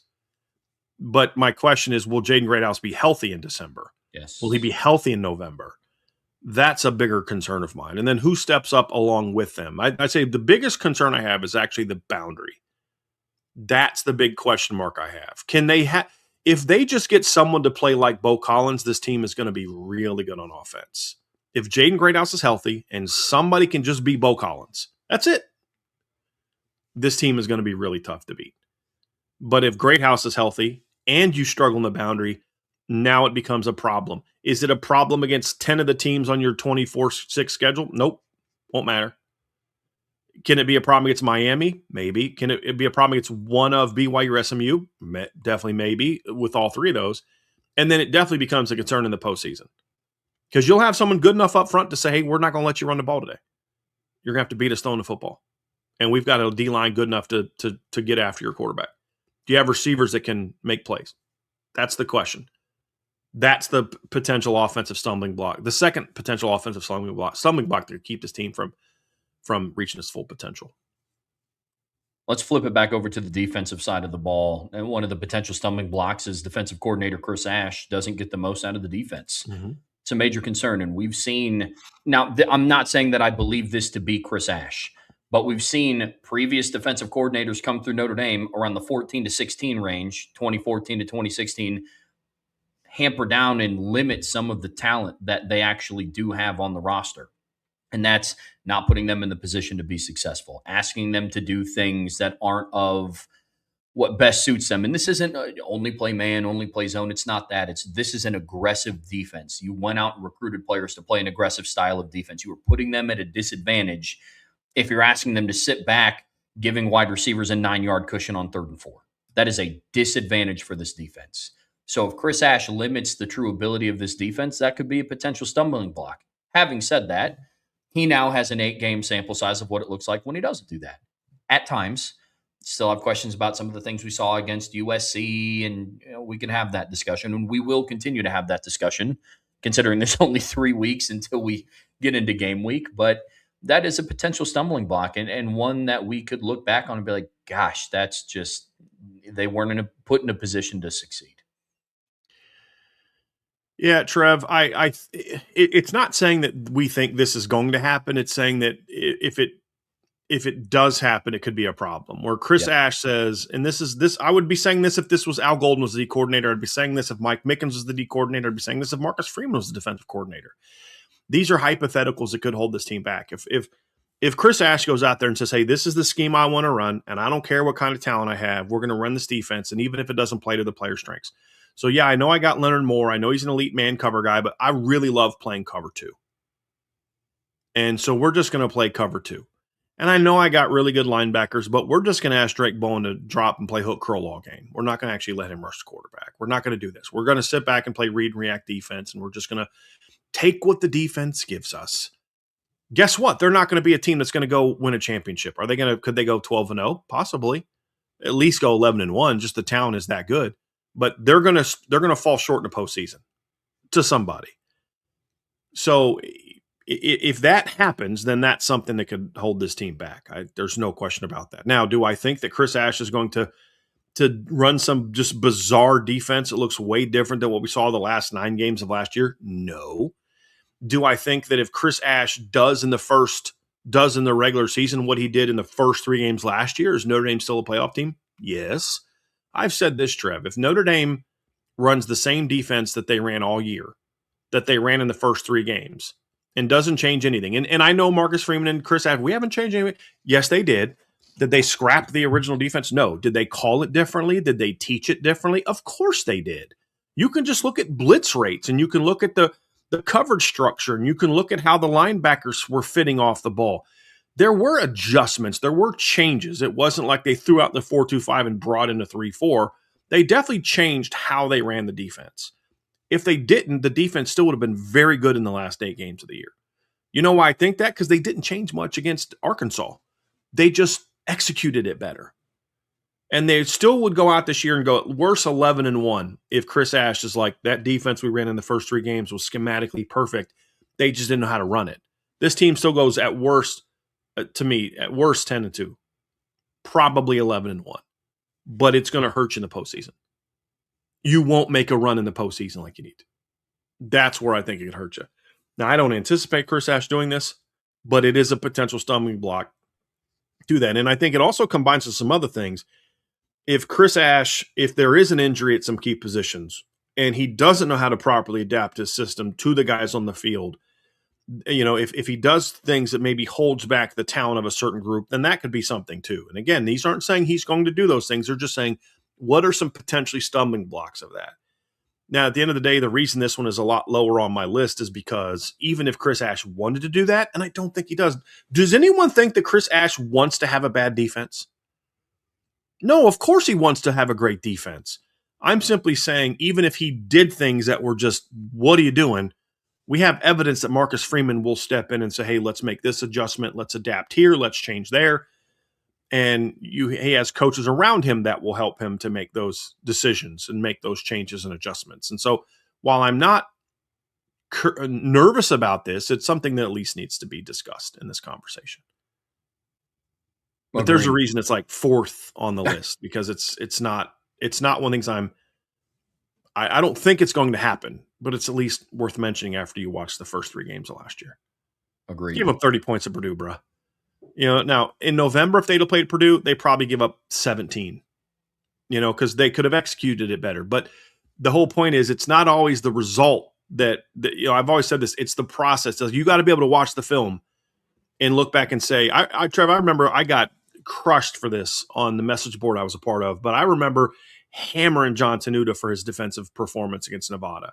You're a hater. You didn't like the hire. They shut out Nevada. And I'm like, yeah, they had like 9 drop passes. There were guys wide open, and Colin Kaepernick didn't see him. You watch the film and you're like, dude, there's some problems here that a good team is going to. It took 1 week for that to get exploited, because then next week Tate Forcier looked like a Heisman contender, and of course that defense was trashed the rest of the year. Because every other team that watched Notre Dame against Nevada saw the exact same thing that I did. Oh, this is not good. If Nevada had guys that could catch the ball at all, they score over 20 against Notre Dame. And that's what we saw all year. So just because the result may look a certain way doesn't mean it's going to work against Oregon, Texas, Ohio State, Indiana, Miami, Georgia, and teams like that. And that's where you got to say that the regular season result won't matter as much as the postseason result. But trust me, y'all, you'll know if it's not sound, even if the result is good. That's the one nice thing about Irish Breakdown members. They'll know. We won't go run cover for them. We'll let you know. But I'll be honest, I'm actually optimistic about the defense this year. I am as well. I really am. I'm optimistic about Chris Ash. I'm optimistic about the staff and the talent. But we also have to be willing to say we haven't seen him put a whole year together. Correct. Now, it's his first year, but still, let's see. Let's see how he does. The last 2 potential stumbling blocks, Brian, are more big picture, not necessarily position group or unit specific. This one's just more for the team, for the program, for the coaching staff, for the players. And one potential stumbling block is if the team lacks focus. One of the benefits that we talked about in the first part of today's show was how the schedule is constructed. You know, you get to ease into your season instead of like, okay, well, I hope you're ready to play essentially a playoff game the first time you take the field in 2026. One of the downsides to that, however, is I do believe that their margin for error early on in the season is very minuscule, and this team is going to have to remain focused. One of my biggest concerns about this team in general has nothing to do with talent. It has nothing to do with the level of experience or if they have the guys to do it. But there's been this massive buildup over the offseason about leave no doubt, revenge tour, and that you're going to hate to see us. And it's just been built up through the media. I'll give the players credit. It's not like every single time they get in front of a microphone and a camera, they're like, hey, y'all don't want to see us. So I'll give the players credit there. But there's just been this massive buildup. And I hope they don't exercise all their demons against Wisconsin, Rice, Purdue, and Michigan State. And then they're like, okay, we feel better now that we're beating the crap out of people. Right. And then they start to lose focus and then go on the road to a North Carolina team that does have defensive talent that could sneak up on them. I'm not saying they're going to lose to North Carolina. I've already given my prediction for that game. Yeah. This is probably my biggest concern outside of injuries. Yep. Because I don't think focus is going to be a problem when they get to the postseason. No. But I think focus could be the thing that keeps them from getting to the postseason, Mm-hmm. or has them in a situation where their seed is just really unfavorable because they didn't play to their potential. That's my bigger concern. Yes. Not so much, are they going to be focused going into the semifinal game against Ohio State? And are they going to be focused going into the title game against Oregon or Texas, whatever, Georgia, or whatever the case may be? No, I'm not worried about their focus against Miami. I'm not worried about their, but I am worried about their focus against BYU. I am worried about their focus against SMU. I am worried about their focus against North Carolina.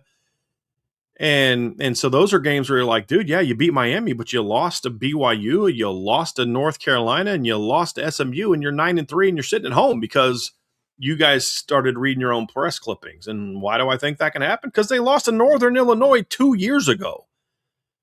Now, this team is way more talented, and they would have – this team, if they'd have played the exact same way against Northern Illinois, like if you could take this team and transplant them back to 24, and they play Northern Illinois, and they play the exact same way from an execution standpoint, this team still wins by 2 touchdowns. I'm not worried about beating Northern Illinois, but there are teams that they play that have more talent than Northern Illinois. Michigan State has more talent than Northern Illinois. North Carolina has more talent than Northern Illinois. So does Stanford. So does SMU. So does BYU. So that's kind of where. So does Wisconsin. You go into that opening game thinking you're high and mighty and you're a great football team, and this team at Wisconsin stunk last year. Well, guess what? There's more talent on the field for Wisconsin than what was on the field the second Saturday of November. Actually, what day? What day did you get married, Trev? September 1st. So it would have been what, September 8th or September 7th? Than what you had on September 7th against Northern Illinois. Like, hey, that's a team that can knock you off. So do I think it's going to happen? No, in the opener, but I do worry that if they just absolutely obliterate their first 5 opponents, do they then start kind of feeling really good about themselves? Do they keep hold of that angst, that anger that they have coming into the season that's driving so much of the focus that we see now? If they go out there and destroy Wisconsin and destroy Michigan State and destroy Purdue and destroy North Carolina, do they then start kind of reading their own press clippings like they did in 2024 after they beat A&M? They thought they were hot stuff. You had a team leader, an All-American the year before, talk about he didn't even know who the other team was. Yeah. Admitted this after the fact. Yeah. It's bad enough to feel that way, but then to admit it, I guess I like the honesty. But that's why we went off in the postgame show the way they did. Where's your leaders? And then all that we were mad about got confirmed when we watched Here Come the Irish at the end of the year. You're like, okay, cool. That team responded well, Trev. Yeah. They bounced back. But I would say that the bounce back stretch of opponents is a little tougher in 2026 than it was in 2024. Oh, yeah. I mean, the bounce back opponents were an abysmal Purdue team and 3 G5 teams in Miami of Ohio, Army, and Navy. So, yeah, I'm with you. The teams that you're going to face down the stretch in BYU, Miami, SMU, it's a little bit different of an outlook. But I'm with you. It's their level of focus Sunday to Friday, not just are you focused the day of the game. Right. It's because that's the areas. What you do Monday to Friday leads to where you are on Saturday. It does. Look, I like to Chief Brody and I don't agree a whole lot on things, and I like to make light of it. But he makes a great point in the chat. He says they have not proven that they can play well consistently week to week. Now, if you stop the comment there, he and I are going to disagree. Hold on a second. They show they can consistently play good for X amount of time in 24. They showed they could do that last year. But you read the rest of what he says, without their backs against the wall. And that's an absolute fact. This team has shown that once their backs are against the wall, they're locked in for months at a time. Locked in. But can they do that before their backs are against the wall? Yep. Can they do that when they're the hunted, not the hunters? That's the question that we have to. That's the final piece, in my opinion. That's the final piece to this puzzle for Notre Dame. Like when we look at Notre Dame and what they can do, that's the final piece. Can they be that locked in, focused team week to week to week when they're not in do or die scenario? And that's where I wonder how this whole leave no doubt mantra, if they can live that out, that might be what they need. Hey, look, our backs are against the wall, not from something that happened this year. Our backs are against the wall because of what happened last year. We can't afford to stumble our toe. We can't afford to have that day. We're still playing off of the backs against the wall, going all the way back to the second game of the year last year. Can they do that, though? That sounds great to say in a podcast. It sounds great to say at a press conference if they say it, but then to live it out day after day after day, when you now have evidence that we're really freaking good and we're blowing teams out, can you maintain that when that's happening? That's a very good question. Very good question. The leave no doubt mantra is not something that you can just flip the switch on and off depending on the level of opponent that you play. And the reality of college sports is you are coaching up a bunch of 18 to 22-year-olds. So it's like, hey, coach, hey, guys, we got to leave no doubt. It's like, talk about leave no doubt, coach. We just outscored our last four opponents 185 to 17. We're leaving no doubt. You know what I mean? So it's that, but it starts to become a concern when you travel out to BYU, when you travel out to, when you're going out to Syracuse at the end of the season. It's the ability to remain focused. And those are going to be a lot of the key talking points that we talk about over the course of the season. Like, hey, look, guys, we could talk about the key matchups for Rice. A lot of this is the opponent in the mirror rather than it is who you're lining up across from. You still have to respect every single opponent that you play, and we're going to do diligence to that. But I would also be remiss if we're going to talk about the matchups for Rice the same way we do about the matchups for Miami. But are you going to be able to maintain that level of focus? It's going to be huge. Because I'm with you 100%. You can put it on a T-shirt, and that's cool. They had SAS on their T-shirts in the 2025 offseason. And that didn't really pan out too well. Right. So I'm with you completely. With you. The last piece of this conversation, Brian, and this is one that is a reality of the world that we live in college football. One of the stumbling blocks could just be there might just be a better team. Look, I've used this analogy before. I'll use it again here. I'm sure Alabama in 2019 was like, dude, our team looks good. We got Tua back. Najee Harris is back. Our wide receiver core has Jalen Waddle and Devontae Smith and Jerry Jeudy and Henry Ruggs. Our two starting corners are Trayvon Diggs and Pat Surtain. Jordan Battle's back at safety. And then LSU 2019 became a thing. Mm-hmm. There's a lot of teams that are like that. I'm sure Clemson in 2019 is that loss to LSU in the national title game for Clemson was Trevor Lawrence's first loss in college. Which is crazy. Isn't it? Yeah. But you always have teams like that. There's a world where we got a buy, sell, hold question yesterday. It was like buy, sell, hold. Notre Dame has the best roster in college football. And we talked about they are one of. We buy that they are in the conversation as having one of the best. There's a world where Ohio State, Texas, Oregon, Miami are that team this year. Yeah. That's another potential stumbling block. It is. Look, you have to be – Ohio State 2019 was a tremendous team. Mm-hmm. Tremendous team. Actually, I should go get the magazine, but there's actually, I'm going to go get it. Give me 1 second, Trev, because I want to make this point, but I want to get the magazine real quick. Right on. Point being, and I guess I'll kind of vamp here while Brian goes and gets this magazine. There's a world where Notre Dame puts together and has all the pieces, and there's just a more advanced team out there, a better team out there that's put it all together. So, there's a guy that creates a magazine. It's called Pick Six Previews. If you guys have not seen this, check it out. He sent me a copy for free to take a look at, and it's really good. And it's a preseason magazine. Tons of great data in here. Tons of great info. But In one of these segments, and I'm trying to find it, he ranked the best playoff teams. So in all the playoff teams that were in the college football playoffs, he ranked the best teams. And so he has 2019 Ohio State as the number 2 team. Now, do I think they're the second best team? No. Do I think they were very, very, very, very good? Yes. I actually think they matched up better against LSU than Clemson did, to be completely honest with you. Having agreed. said that, that team was great, but Clemson just that day was better. But you could argue that 2019 Ohio State was one of the best teams in college football in the last 10, 15 years. But had they gone and played in the title, maybe the game is closer. They still get beat by LSU. Because it didn't matter. That year, that 19 Ohio State team, no matter how good they were not going to beat LSU. And they were not going to beat Clemson. And those were 2 great teams. If you take that 19 Ohio State team and you put them in 2017, they not only win the title, they don't play a close game in the postseason. Like 2019 Ohio State playing in 2017 smokes Georgia, smokes Oklahoma, smokes Alabama. They just do. I think they beat 16 Clemson and 16 Alabama. I really believe that. Do they beat 18 Clemson? No.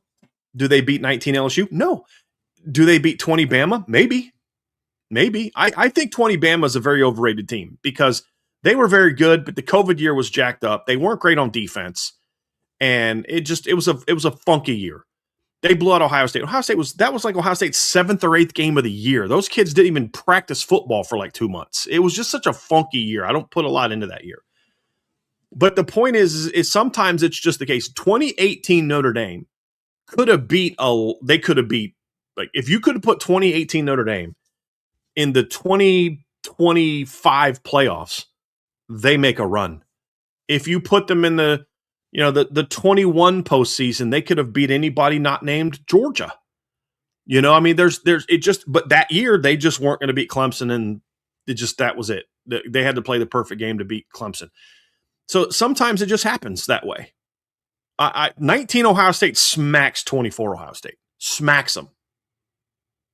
But so does 19 Clemson, and so does 19 LSU. And, that's just the way it goes sometimes. And that could be this year. It could just be a year where Oregon puts it all together. Texas puts it all together. Ohio State puts it all together. Miami puts it all together. Because like we've said that we've been consistent with this all off season. There's about 5 or 6 teams in college football this year that have a shot to be really special. Now, they're not all going to be special, but what if 3 of them are? That means 2 of them aren't winning the title. 18 Oklahoma was a really, really good football team. They were going to lose to every other playoff team they would have played that year. There's a lot of years 18 Oklahoma could have done some major damage in the postseason. They were not beating Notre Dame. They were not going to beat Clemson. They were not going to beat Alabama in 2018. Just weren't. It just wasn't going to happen. So that's why you look at it, Trev, and say sometimes it's that year. And on the flip side, this could also be the year that as good as Oregon is and as good as Texas is and as good as Ohio State is, Notre Dame is just that team this year. And I think they have a chance to be that. But if we're talking about potential stumbling blocks, what could keep Notre Dame from winning a title? There's a world in which just Notre Dame plays to its potential and just somebody's better. That's part of it as well. It's a reality. I'm with you completely. What gives me excitement about this season, though, is I do feel like if Notre Dame plays to its potential, I don't know that there's another team that will be better. But Agreed. It's at least worth mentioning. That's what excites me. But if they are 95% of their potential, which is still really good, there are teams that can beat them if those teams played 100%. Yeah, and that's where we're at.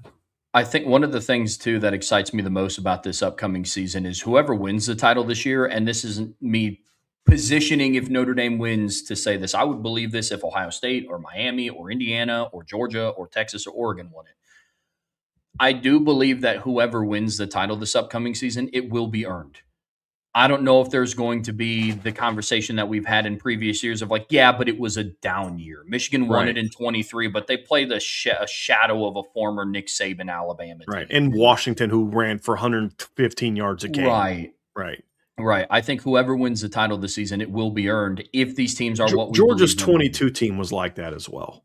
Yeah. Like that was a great team, but there was nobody who's going to challenge that team. We don't know how good they actually would have been if they would have played an 18 Clemson, a 19 LSU. You know, like were they a great team? Yeah. How great were they? I don't know that we really know the answer to that. You know, and so that's kind of why I completely agree, Trev. Whoever wins the title this year, unless the committee just creates the biggest like Montreal screw job of all time, you know, for the wrestling fans, you know exactly what I'm talking about, where the game is so rigged it's not even funny. Yeah. And barring that, which I don't think is going to happen, barring that, you look at these teams: Notre Dame, Texas, Oregon, Ohio State, Miami, Georgia, Indiana, maybe Oklahoma. You know, there's just so many of these teams I look at, Trev, and say, boy, that team is really good. To make a run this year, you're going to have to earn it. You're going to have to earn it. And that's true for Notre Dame and everybody else. And honestly, as a Notre Dame fan, I'd want it no other way. Without a doubt. I'd want it no other way. If they're going to end their near 40-year drought, I want it to with the least amount of built-in excuses for the college football world as humanly possible. If you didn't have to play this, people will still say them, don't get me wrong. But in a year that is an up year in college football, that would be the year that I want it to happen. Yeah. Real quick, I said 22 Georgia. I'm referring to 21 Georgia. The team that was in the playoffs against, it was Alabama, who was not good that year, Cincinnati, and Michigan. Yeah. That's the year I'm referring to. The championship game in 22 was the semifinal game between Ohio State and Notre Dame, or Ohio State and Georgia. That was the title. Whoever won that game was going to go on to beat TCU. Agreed completely. Yep. And then with Bama beating Georgia in the conference championship game, in a game where Georgia just didn't show up, they just thought they're going to roll over Alabama. They were going to win the title. Like there was no question. Bama was going to smoke Cincinnati. They were going to smoke Michigan, and they were going to get their payback. Yep. 21 is the team I'm referring to. But you know, this is the year where you're going to have to earn it. If Freeman wins it, if Sark wins it, if Lanning wins, if like one of these coaches that hasn't been able to win the big one wins it this year, there will be no asterisks. Yeah, but such and such. But like, let's say there's a Notre Dame 25 team that gets left out, right? Let's say Oregon drops a couple games and end it early in the year and end of the year. Like, let's say they get upset by Oklahoma State early and then they drop a game somewhere else, Ohio State, and then they're just missed the playoff at 10-2. And we're like, man, that team was red hot. They could have beat anybody, blah, blah, blah, blah. And they get left out. Okay. Like Notre Dame 2025. If there's a lot of people that if they're being honest with themselves, including Indiana fans, and I don't know if they're capable of being honest with themselves, that would say, maybe we beat Notre Dame, but that might have been the toughest game we would have played. It could have been. That would have been a team capable of beating us. Maybe Notre Dame doesn't. But last year, that was it. Like, there was like 2 or 3 really good teams. That was it. This year, even if a team like Notre Dame or Texas or Oregon or Ohio State gets left out, there's still the other ones that you have to contend with that you say you're going to have to earn this one. You're going to absolutely have to earn this one. And that's why you look at it and say, boy, this Notre Dame team is capable of being very special. Very special. But there are a few other fan bases saying the same exact thing, and they're not wrong. They're not wrong. Brian, let's broaden the scope and talk big picture college football here on the Irish Breakdown podcast, brought to you by our friends over at FanDuel. You and I are both believers that this is setting up to be just an exceptional year of college football. Now, we're all kind of to the point where we just want the sport back anyways. I mean, give me all of it. Give me Wednesday night action. Give me the random Friday night ACC games, which are apparently just a thing now for whatever reason. Then obviously give me a full slate on Saturdays. But when you start diving into what the slate is this year, this is setting up to be an exceptional year of college football. It's not just for Notre Dame playing Miami on November 7th, a game that we will talk about. It's not just that. There are a lot of high-octane games this season, and just it feels like on a weekly basis, there's at least 1 to 2 games that are going to have conference championship implications, college football playoff implications, litmus tests. This is going to be such a fun year, man. Before we dive into the individual games, I just wanted to get that out of the way because this is going to be so much fun.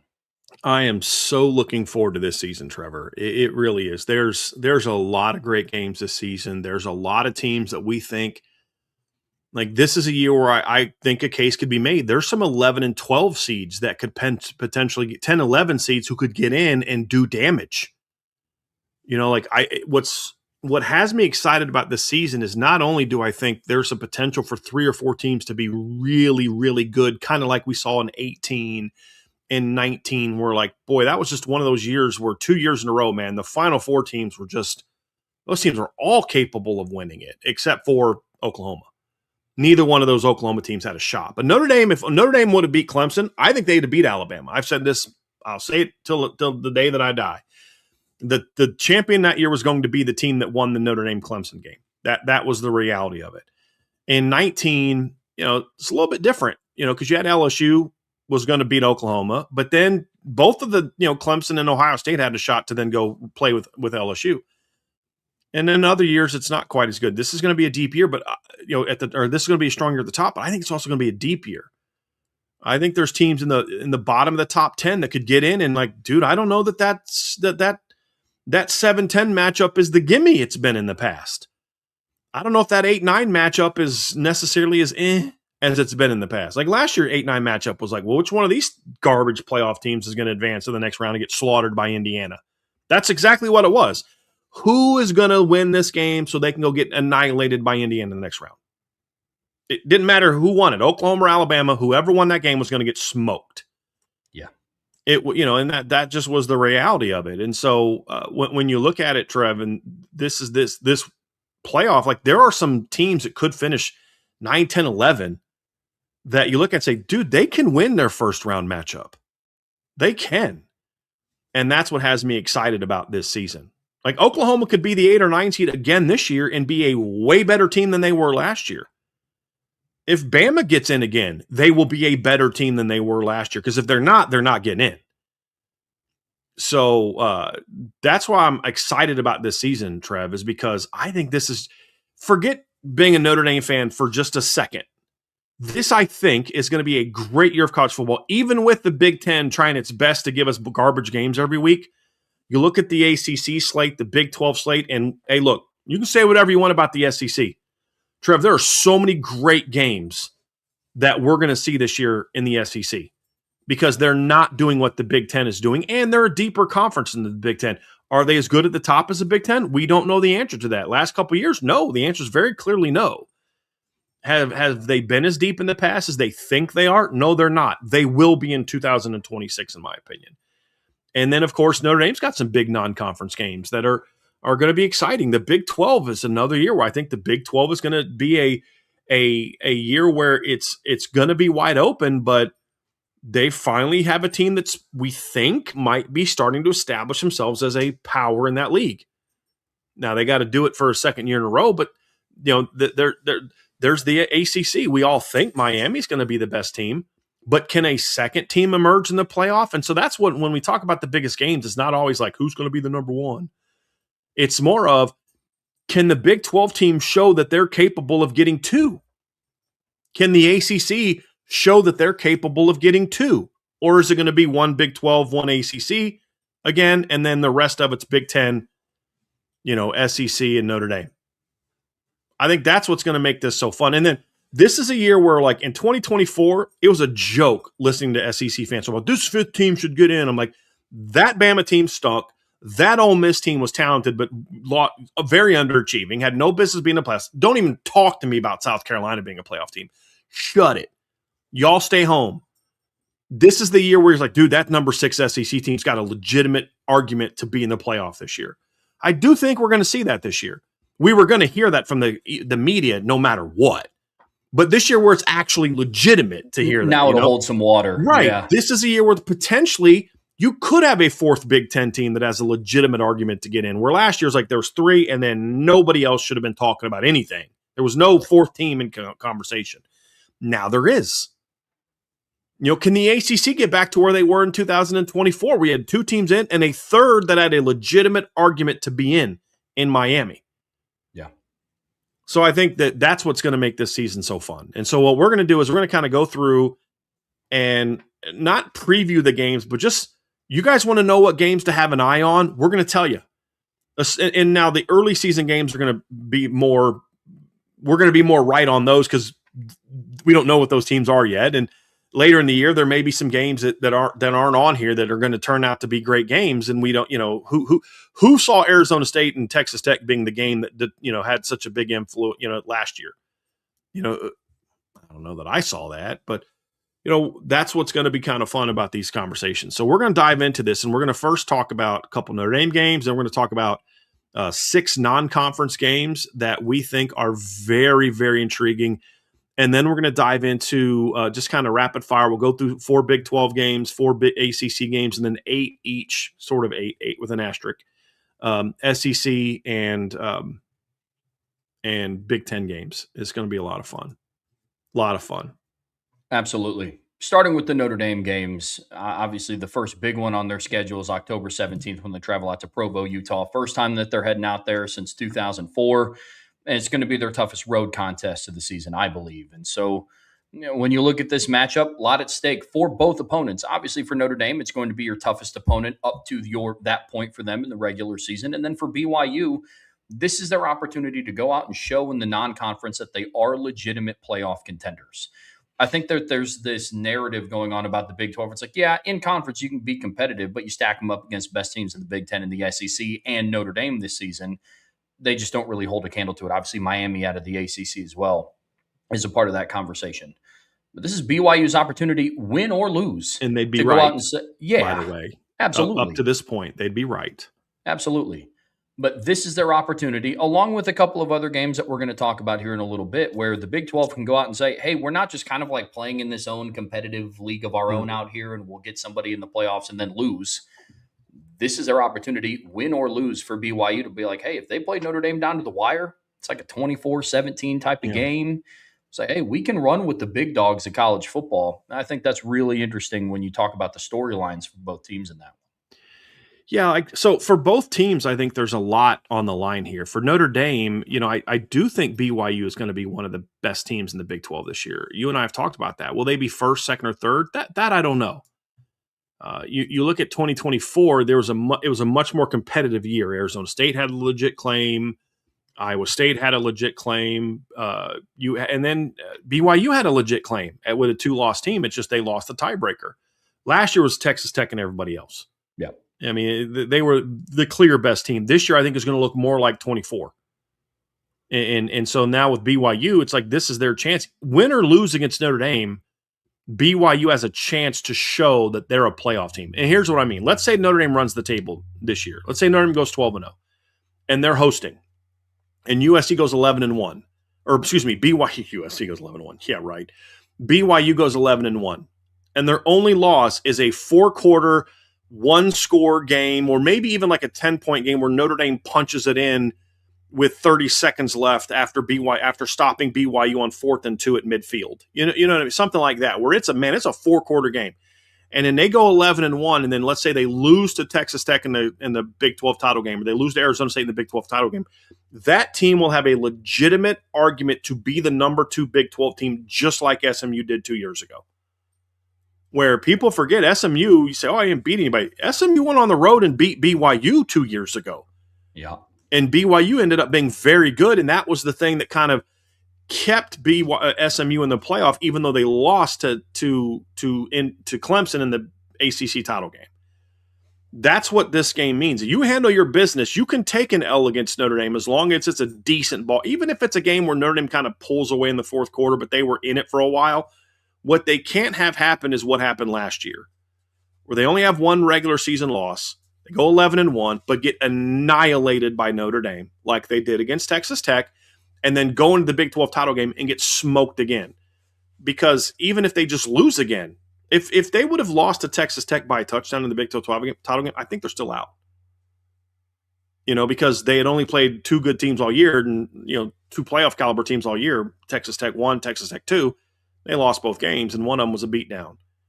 You've got now if you play with Notre Dame for 4 quarters, that's going to reflect in your ranking. We've seen the committee move teams up or keep teams where they are for losing a great game to an elite team, and that's what that Notre Dame BYU game could be for them. And the same thing is true for Miami and Notre Dame, especially Miami. Should they not win the ACC for some reason, you go to Notre Dame and play in a 4-quarter game, you're 11-1, and you lose the ACC title game for, let's just say you're in the playoff.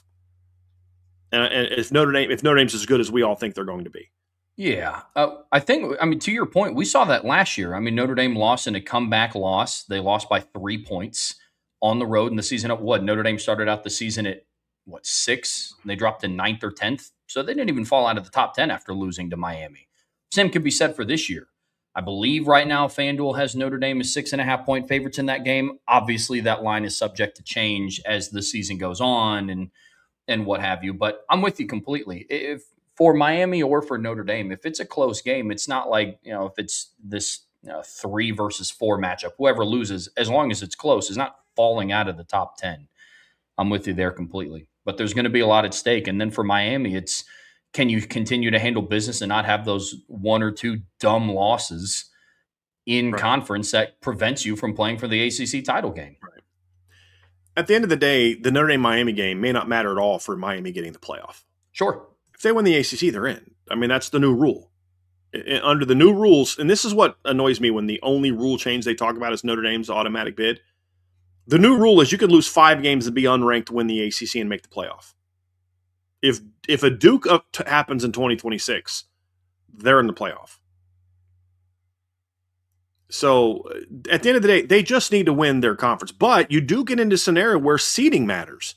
Let's say Notre Dame beats Miami. Let's just listen. Since 1977, I believe, or actually early 1983, whoever the home team is has won every game in this matchup. And then Notre Dame has won the 2 neutral site games. The home team always wins this match. Miami's only won it on the road once. Notre Dame, I think, has won on the road once or twice. It's primarily the home team wins. So let's just say that holds serve in 2026. If Miami wins the ACC and they go 10-2 in the regular season, get blown out by Notre Dame, win the ACC, they're in the playoff. They're traveling in week 1. Where they got to hold serve in their league and could even withstand. Let's say they get upset by Clemson on the road. Let's just say that happens. And then, they're going to be in the borderline top 10 team. They come play Notre Dame November 7th, and they take undefeated number 2, number 1 Notre Dame down to the wire. It's a 4-quarter game, and let's say it goes exactly like last year's Notre Dame-Miami game did, except this time Notre Dame wins it at the end of the game. That's going to give Miami a boost where if they then go win their conference, they're not only in, but they're in and they're hosting. And that's why it matters. That's why a Notre Dame game matters. Now, if they go, 10-2 and Notre Dame smokes them and then they win the ACC, oh, sure, they're in, but are we sure? Are we confident they're going to be ranked 8th or higher? I'm not. I won't be. But then also, if you're 11-1 and your only loss is a barn burner to Notre Dame, just like we talked about with BYU, you lose the ACC title game in an upset, you're still in my opinion. So that's why I think this game matters big for them. And for Notre Dame, if you're trying to be seated as high as possible, you got to win this football game. If Notre Dame goes 11-1 and loses to Miami, they're in the playoffs. We watched them lose to Northern Illinois and make the playoffs 2 years ago. They're still in, but then again, we're talking about seeding. Where's Notre Dame ranked? Are they at home? Are they traveling? Or that stuff matters. It's not just about getting in; it's also about positioning yourself to get in with a good seed and then to make a run. And I think that's why that game matters. And you go out and get smoked in one of those games, and all of a sudden you're not you make it to the playoff, but you're not a very confident football team once you do get into the playoff. The SMU Notre Dame matchup is interesting, and we'll talk about it more come the week of November 21st. But obviously, it's the toughest matchup for Notre Dame on Senior Day in a very long time. But when you look at it from the SMU perspective, there's a world where they come into this game undefeated. They could be another one of those teams, along with Miami, that are fighting for a spot in the ACC championship game. In a similar light to BYU, SMU is also a team that I believe is fighting for like CFP relevancy. they were one of the teams that were routinely brought up in 2024 of like, yeah, they got in because they played for the ACC title, and the committee set the precedent that they wouldn't drop out or they wouldn't punish any team for losing their conference championship game. And then unfortunately, they went out and played Penn State and just got absolutely obliterated. And Kevin Jennings had a really, really bad day. But for SMU, you go into Notre Dame Stadium in November against a team that could be humming, undefeated, and you give them a game, that might turn the heads of some college football fans around the country. Be like, hey, this SMU team might be pretty legit. Rhett Lashley's got something going on down there with the Mustangs. And so that's a very interesting storyline for this game. And it'd be a huge plus, not so much obviously for their in-conference hopes. SMU is one of those teams that could go 11-1 with their only loss being to Notre Dame, and them and Miami go and compete for the ACC title. But to your point about seeding in the college football playoffs, there's a world where it's like, hey, the committee's figuring out, okay, who's on the road and who's at home, SMU or Miami. They both lost to Notre Dame, and who played them closer? Those are similar like opponents. All of that is very interesting. It could be a world where Notre Dame whoops BYU and plays absolute barn burners with Miami and SMU, and those teams play for the ACC championship, and you're like, they're both going to get in. There, and that's where there's a world where SMU's 10-2, and let's say there's a 3-team tiebreaker with one loss, and they don't get in, and they're 10-2 as they lose, say, early to Louisville, let's just say, and then they run the table, a lot of great wins, and then play Notre Dame for 4 quarters. Maybe that gets them into number 11. That if Notre Dame's out there just smashing people, maybe they smoke Miami and they smoke BYU, but then SMU takes them and plays them for 4 quarters, and that's the thing that maybe get you that at-large bid. So there's going to be a potential for a lot of arguments to say, hey, this is why you play Notre Dame.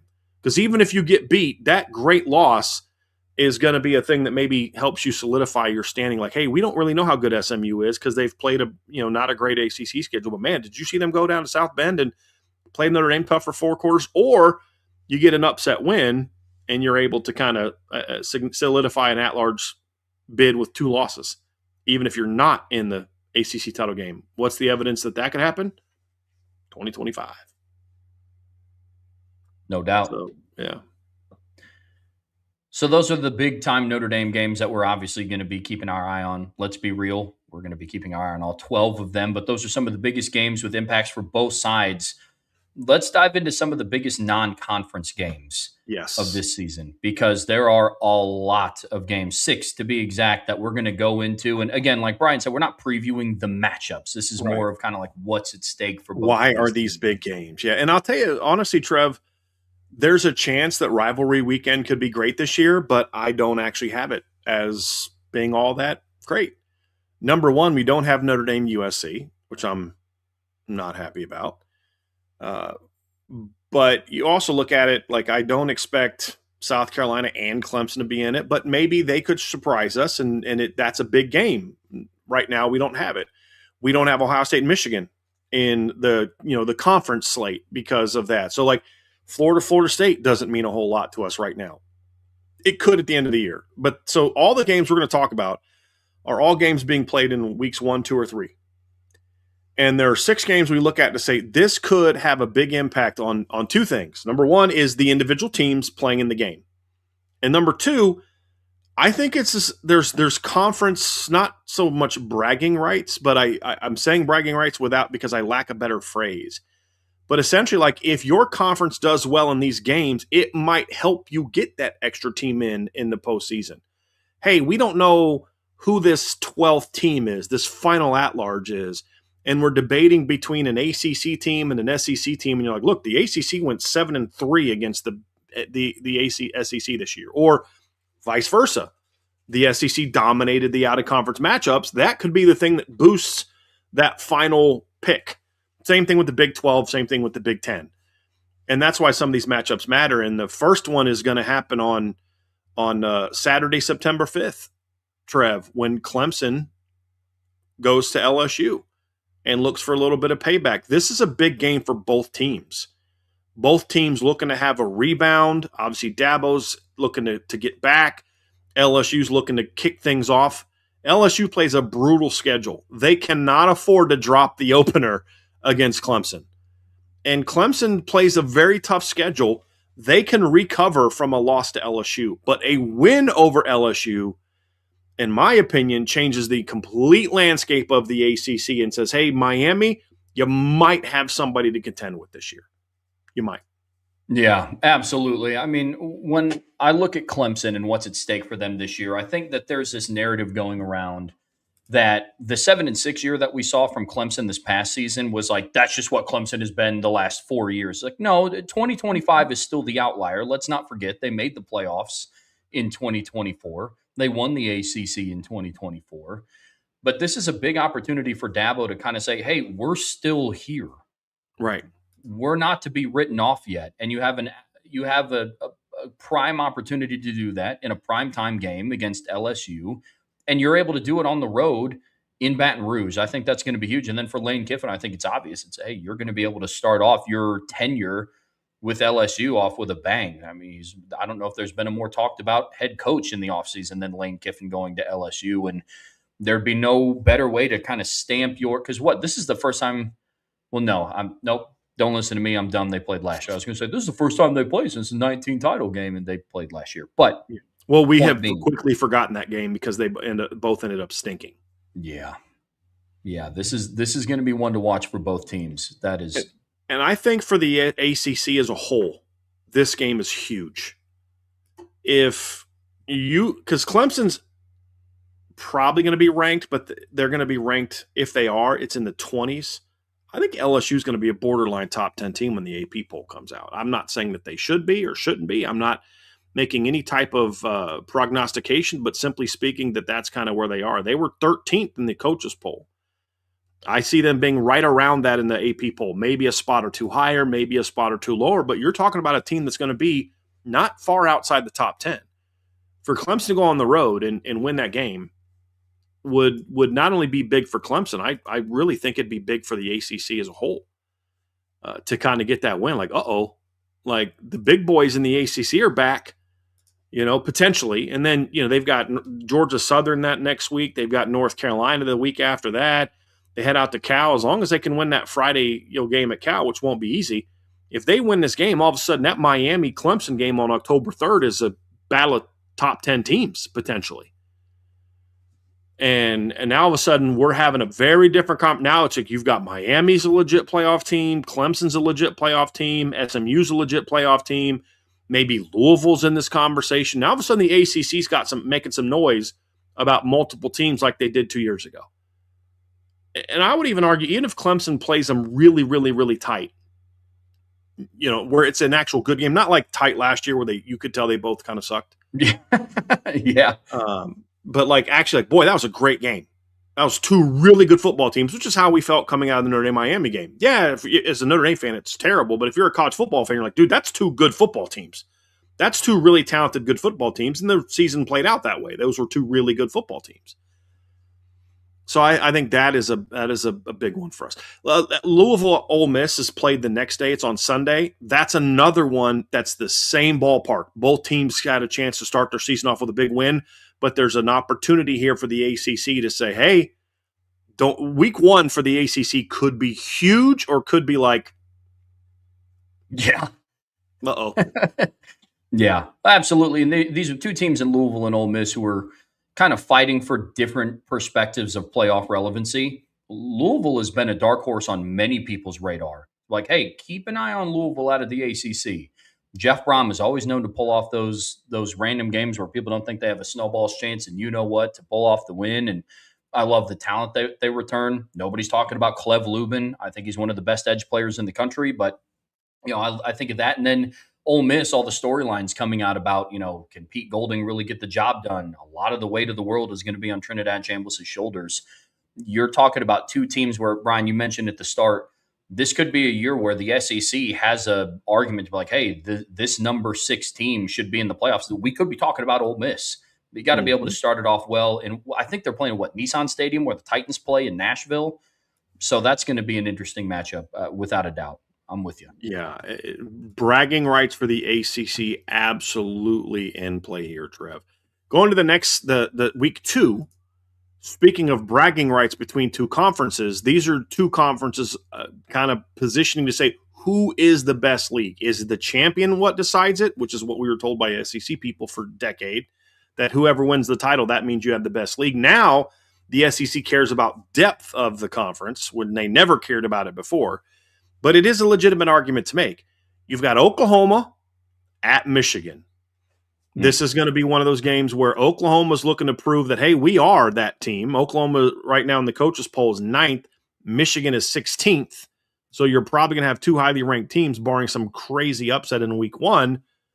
This is a chance for Oklahoma to say, no, we're that team again. They, with how tough their non-conference or their conference schedule is, this could be a game that decides whether they're 9-3 and out or 10-2 and in. And so this is going to be huge for Oklahoma. And then the same thing for Michigan. Are they actually going to be good under Kyle Whittingham? If they are, I don't care how good Oklahoma is. You're at home. You should win this football game. If you lose, it's not the end of the world because you're going to get better as the longer you're under Whittingham. But it's going to make it a lot tougher for you to have a resume capable of being a playoff team at the end of the year. So I think this is another huge early season game that also could kind of get into Michigan wins this game, and then you got a couple other Big Ten SEC games. This could be one of those things where it's we won't be talking about others like Minnesota, Mississippi State. It's like games like that. But these are the kind of games you look at and say, hey, Big Ten went out there and handled business against the SEC in the non-conference. Ohio State beat Texas. Michigan beat Oklahoma. Minnesota beat Mississippi State. We're trying to decide between that number 4 Big Ten team or that number 4 SEC or number 5 SEC team for the final spot. Well, this could be one of those things that factors into it. I agreed completely. I mean, with the playoff race in the ACC being as tight as we believe that it's going to be, the committee is going to start going back and looking at non-conference games and okay, what starts to set these people apart and what starts to set these teams apart? And if, Michigan is able to be a 9-win team again, which it's weird to say that they were a 9-4 team last year with all the drama that went on and how bad it looked at sometimes, but they were. If they're able to be a 9-4 team again this upcoming season and remain ranked inside of the top 25, that might be something that separates Oklahoma apart from the other teams in the SEC fighting for home or away or just a playoff bid in general. Yeah, we said this a couple weeks ago. Michigan can have the same exact record as last year and be a much better team with the schedule they have. But they need this game to make that happen. Same weekend, another game to keep an eye on, Arizona State at Texas A&M. Very interesting game, Trev. Yeah, Very interesting game. We saw Kenny Dillingham go on the road last year to an SEC team and lose to Mississippi State. And that kind of showed us, okay, this team might be in a little bit of trouble. Now, Mississippi State ended up being a much more competitive team in the SEC than what some might have thought at the start of the season. But now he gets the opportunity again on a bigger stage going to College Station against the team and Mike Elko, who made the college football playoffs last year. This is, again, I echo the same sentiment about Arizona State going to Texas A&M that I did about BYU hosting Notre Dame. This is the Big 12's opportunity to sit down and say, hey, look, we can compete with some of the other college football powers in the country. This is also going to be somewhat of a gauge to tell us what we might be able to expect from Texas A&M this year. Brian and I are two people that believe that Texas A&M might be due for a setback. Again, if this was a 7-on-7 tournament, I think you would be pretty smart to put and hedge some bets on what the Aggies might be able to do. But we're looking at this team all encompassing. A lot of losses in the trenches on both sides of the ball the last 2 years. This is going to be their first opportunity to go out and say, hey, look, we're able to still compete. We are in the rebuilding stage or the reloading stages now under Mike Elko, not necessarily the rebuilding years. Mm-hmm. This is going to be a fascinating matchup early in the season. I'm sorry. I just saw one of the best responses ever from an Ohio State fan in our chat. He put a stat in there about how their record is so much bigger than the SEC, better than the SEC at a conference. And I said, hey, that doesn't really tell us a story because the Big Ten by and large beats up on bad teams. And his response was awesome. He goes, that doesn't matter when it's trash talking. I stand by my very selected stats to make my POV look better. That was an awesome response, dude. I absolutely love that. It's like, dude, don't give me your context. I'm talking trash here. You know what I mean? Like, so very well done, Spinnerbait. Very well done. That was a great response. I just saw that and I couldn't help myself but laugh. And I was like, you know what? I love the honesty. That's awesome. I appreciate that very much, man. But this game to me doesn't matter as much for Texas A&M. The things you say are all correct, but I don't know that beating Arizona State announces to the college football world, I'm here. Look at me. I think for Arizona State, it absolutely could be that. And it's one of those things where you get that win on the road at Texas A&M, all of a sudden, not just does it help you, it helps your conference. Without a doubt. Quite a bit. And look, A&M will be ranked high early. Whether they should or shouldn't be, we'll find out. But right now, they're the number 8 team in the country in the coaches poll, and I think they'll be 8 to 11 in the AP poll, somewhere in there in the AP poll. Arizona State goes on the road and either A, wins, or B, plays a tight 4-quarter game. All of a sudden, a 10-2 Arizona State team that goes into the Big 12 title game, maybe they're in a position where they're 11th. And even if they lose a close game in the Big 12 title game, they're in. Like we saw Bama last year. Because you've set the precedent, committee, that, hey, if you're there going into the playoff, we're not gonna punish you for losing your conference title game, even if it means you get smacked. So the precedent has been set.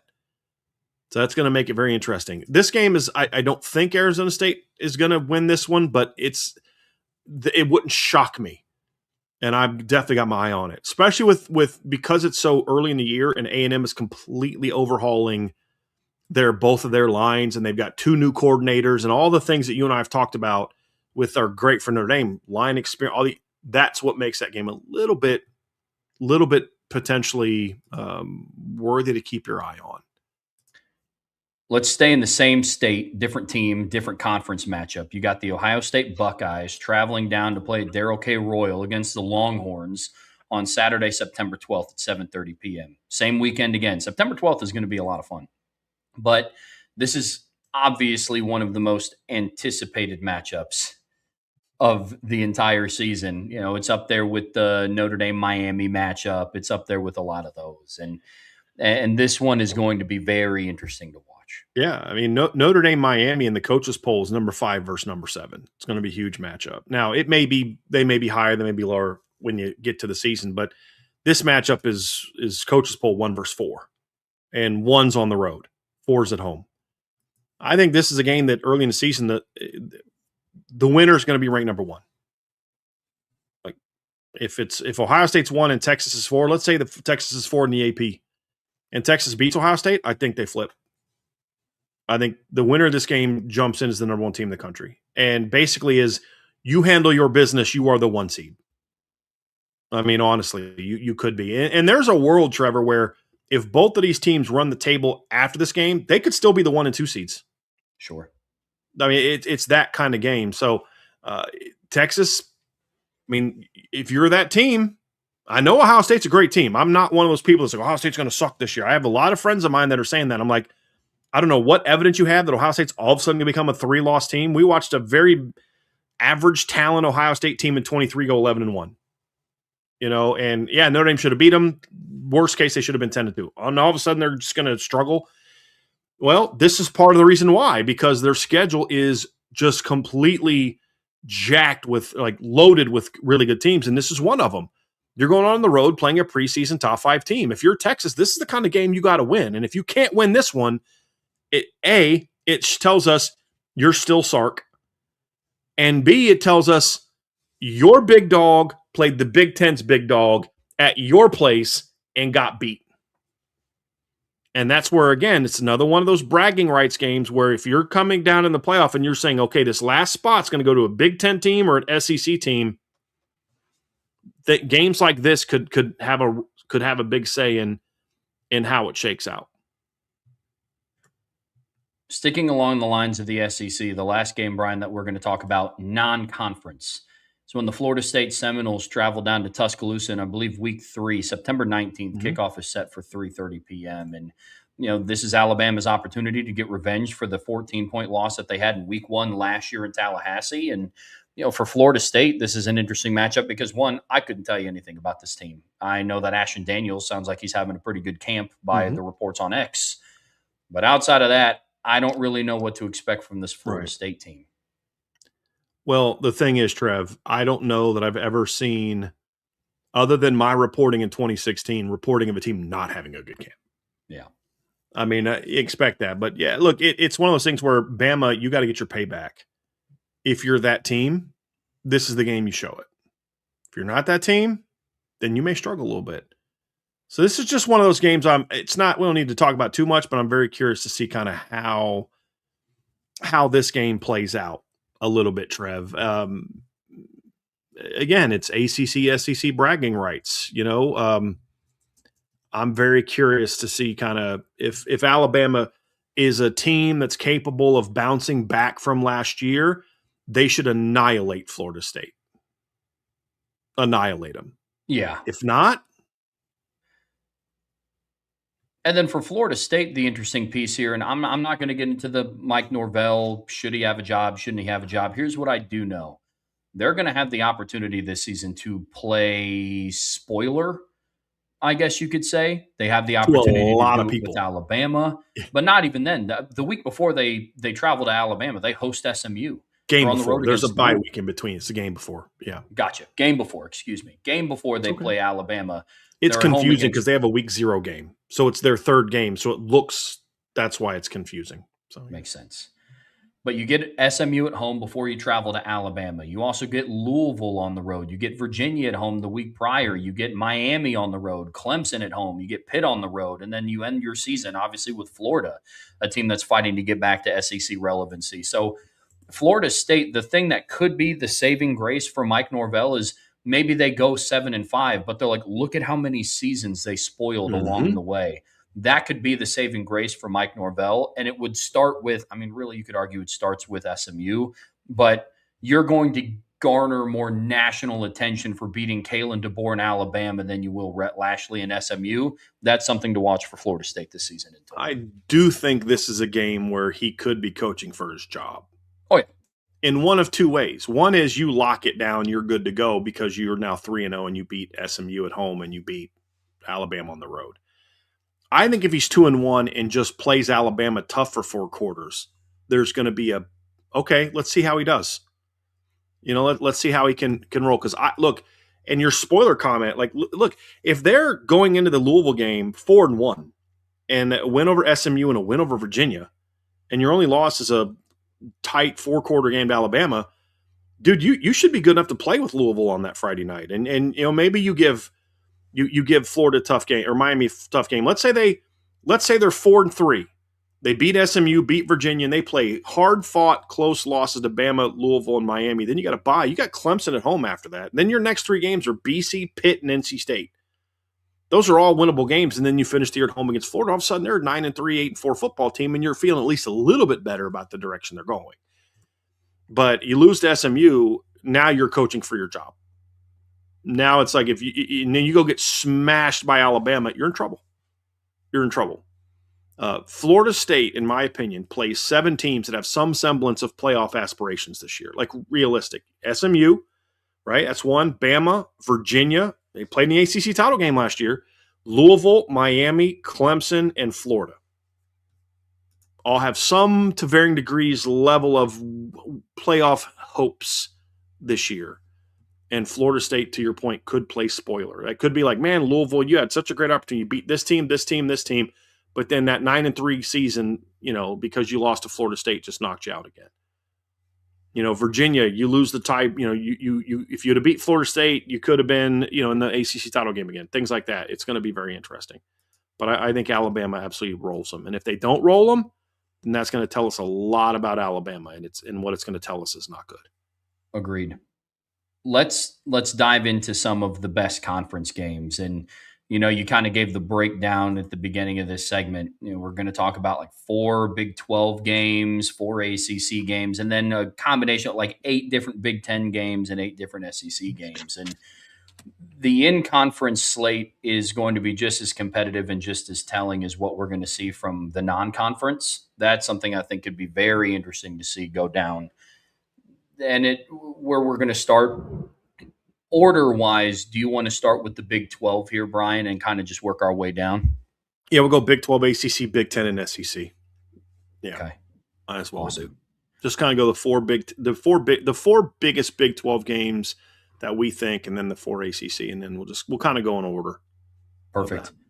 Perfect. First Big 12 game that we're going to talk about here, Brian, is Houston on the road against Texas Tech Friday night, September 18th at 8 p.m. Obviously, we know Texas Tech is a perennial favorite to win the Big 12 on FanDuel right now, and they're kind of like runaway favorites with it, despite all the quarterback drama that's been going on this offseason. Going up against Houston, a team that is going to be fighting for its right to play for the Big 12 championship. I mean, hey, Willie Fritz put together a good 9-win season last year with Connor Wegman. They both come back. Connor Wegman's number one receiver comes back. And, with Texas Tech, you made the comment earlier, there is yet to be a team in the Big 12 that's kind of separated itself from, hey, we're the perennial power in this league. You said something that was perfect yesterday to me when we were on the phone. That was like, yeah, it was great. Yeah, it was great. You also look fantastic today. And when you were talking to me about the Big 12, unlike the three other leagues, there's no standard to chase. In the SEC, you're striving to get after Georgia. In the Big Ten, you're striving to get after Ohio State and Oregon and now Indiana. And the ACC, Miami has kind of set that standard, but previously it was Clemson. The Big 12, it's kind of like, all right, well, let's flip a coin this year. Let's see who it's going to be. Texas Tech has the opportunity to do that this season. And you looked it up when we were talking, because I called Trev to kind of game plan for the show today when I was at the grocery store last night. And so I'm going through aisles and people are like, who's this guy talking about? He's talking. But we talked about this. What did you say? In the Big 12, Oklahoma won the Big 12 title every year from 2014 to 2020. Yep. And then go ahead. Give the stat. From 2000 to 2020, Oklahoma won it every year except for 5. I mean, now the caveat is I think from 2012 to 2017, there was no Big 12 title game because they didn't have enough teams in conference to play for a championship. So some years it was split. And I believe both of the years that it was split, I think in some of the years that it was split, Oklahoma was one of the title winners or conference title winners. So it goes to show you the level of dominance. That was during, you said, the hiatus of no Big 12 title game because they didn't have enough teams. And I think in all those years, I think Oklahoma won the tiebreaker most of those years to get the bowl buy-in, whatever the bowl tie-in was, I should say, to being the number one seed. So it'll be very interesting. But having a standard bearer is important for a league because it gives everybody else something to strive to. And say, hey, this is the standard. We've got to recruit to beat that. We've got to coach to beat that. We've got to build our staff to beat that. And Texas Tech has a chance to be that. But this is the year they have a chance to establish that. And this could be you could make a case that this is their biggest game of the year. The rest of their schedule is hot garbage. The other outside of a couple tough home games. You've got Arizona State and Arizona at home. Your schedule is Abilene Christian, Oregon State, Sam Houston State at home, at Colorado, home against Arizona State, at Cincinnati, home against Arizona, home against West Virginia, at Oklahoma, at Baylor, home against TCU. You don't play Utah. You don't play Kansas State. You don't play BYU. It's a pretty soft schedule except for this one. Now, the interesting thing is this is a Friday night game after they have to play at Oregon State. Now, they should smoke Oregon State, but going from Lubbock, Texas to Corvallis, Oregon is not an easy trip. They're going to be getting home very late on Saturday night, early Sunday morning, and then they got a game Friday night against Houston. And this is a very experienced, talented Houston team. This could be the kind of game that really hurts Texas Tech's ability to maintain that high ranking. And now they're in their backs against the wall mode the rest of the year. And are they good enough to do that? We don't know. Then for Houston, Trevor, this is a kind of an arrival game for them. And their schedule is tougher. But again, there's nobody in the Big 12 that has a crazy tough schedule because there's just not a lot of great Big 12 teams. Yeah. Where you're like, dude, you got that gauntlet? We don't know who the gauntlet's going to be. I could say to you right now, there's nobody has a gauntlet because we're thinking that Texas Tech, BYU, Arizona State are in Utah are the 3 best teams. Well, as we've learned in the Big 12, it could end up being K-State, TCU, Oklahoma State. in Texas Tech, for all we know. And somebody has to play all 4 of them in a row, and we don't know that it was going to be tough. And that's what makes it so. So this is Houston's chance, in my opinion, to announce themselves with some authority into the Big 12 season very early on. Number 2, this is big for recruiting in the state of Texas. Like, hey, they were good when they had all those players last year, but now look at them and, we're building something better here, and we're ascending. They had that, one great year, and then they kind of fell off. We're an ascending team. We won 10 games last year. Now we're going on the road and beating Texas Tech. I think this could be the biggest game of the season in the Big 12. If I'm wrong, it might be October 17th when Arizona State travels to Texas Tech, or 2 weeks later when Arizona State travels to BYU. I think those 2 games with Arizona State could be the next biggest games if it ends up not being Houston at Texas Tech. Yeah, the Arizona State at Texas Tech game is going to be very interesting to watch. You have Arizona State and Kenny Dillingham is trying to fight back into the, hey, don't forget we won this league 2 years ago. And you have Texas Tech who are like, yeah, that's great, man. We won it last year. And so this is going to be a very interesting matchup, very similar to how I feel when upper tier teams in the SEC play Georgia in the regular season of like, hey, that is who you are now trying to dethrone. Yep. Are you going to be able to do that? There's a world where we're October 17th when Arizona State travels down to Lubbock, Texas. There's a world where that's a preview of the Big 12 championship game. Yep. That would not surprise me in the slightest because Arizona State is I'm liking what they have cooking down there, but we'll get an idea of what they're going to be made of when obviously the Texas A&M game and then when they travel to Texas Tech. Look, I've given Texas Tech a lot of flack for good reason. I will give Joey McGuire credit for what he said recently. He didn't take a shot at Notre Dame, but he said, if Texas doesn't want to play Notre Dame, we will. Props for that. And there was no shot at Notre Dame, just saying, hey, we'll play him. If you don't want to play him, we'll play him. And I think that was I appreciated that. Doesn't overrule all the dumb freaking things he said in the last several months, but I was happy to hear him say that. And I do think it speaks volumes. Like, dude, there's people that will play Notre Dame. Trust me, there's plenty of teams that will play Notre Dame. Just because these soft coaches don't do it doesn't mean that everyone's that soft. Last game in the Big 12 that I'm very curious about that could have a big say in it, the Holy War on November 7th. It will be one of the least talked about big games of that day because it is one of the best, at least on paper, has a chance to be one of the best weeks of college football ever. When you just look at all the on-paper matchups. Man. Like, now, it may not pan out that way, but if you just look at just the games that are slated to be played that weekend, Trevor, it is one of the craziest potential weekends I've ever seen outside of, like, there's been some weeks as a kid where rivalry week was insane. Florida State was 2 top 5 teams. Michigan, Ohio State was a couple top 10 teams. I mean, Auburn, Alabama was 2 teams. I mean, you've seen weeks like that, but it's an absolutely loaded week of football, and this game is going to go under the radar, but it's going to be huge. For BYU, this could be the game that locks you into the Big 12 title game, or maybe knocks you out. That solidifies your playoff resume or knocks you out. And for Utah, like, I don't know how good Utah is going to be this year, Trev, to be completely honest with you. They have, in my opinion, one of the tougher Big 12 schedules. They have Arkansas in the non-conference. They have to play at Iowa State, at Colorado, at Cincinnati, at Arizona, at TCU. And then they also get Houston and BYU at home. So, could be a tough slate for them. And this is the game that could say, hey, we're okay. Might have stubbed our toe once or twice, but we're good now. And we beat BYU. And that locks their Big 12 title game appearance in, or completely knocks them out. Yeah, agreed. Utah, I think at the bare minimum could be what I said Florida State could be in the ACC, and they could just play spoiler. Yep. Like, they could ruin a lot of people's seasons if they overlook, because they still have talent on their roster. I know they lost 2 first-round draft picks on the offensive line. Obviously, you lose Kyle Whittingham, you lose your offensive coordinator, but Devin Dampierre comes back, and you still have pieces on both sides of the ball. That'll be a very interesting game. At the bare minimum, that's what I could see them being.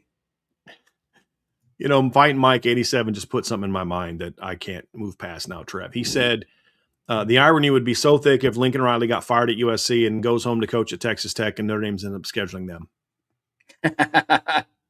And then he would back out of that game too. And then we would know for sure that he's a coward. So that's freaking hilarious. Very well done, Fighting Mike. But yes, those are the intriguing games. There's a lot. we could do a whole hour show of the really intriguing games in the Big 12 that are impacting the potential Big 12 race. But I think these are the ones at the top, because the hard part, Trevor, is we just don't know who is going to be in the Big 12. So what we kind of went with is the three best teams over the last couple years. And then there's a chance for teams that are trying to get into that category. Houston and Utah, I think, are the two teams kind of with the best chance to kind of crack that group.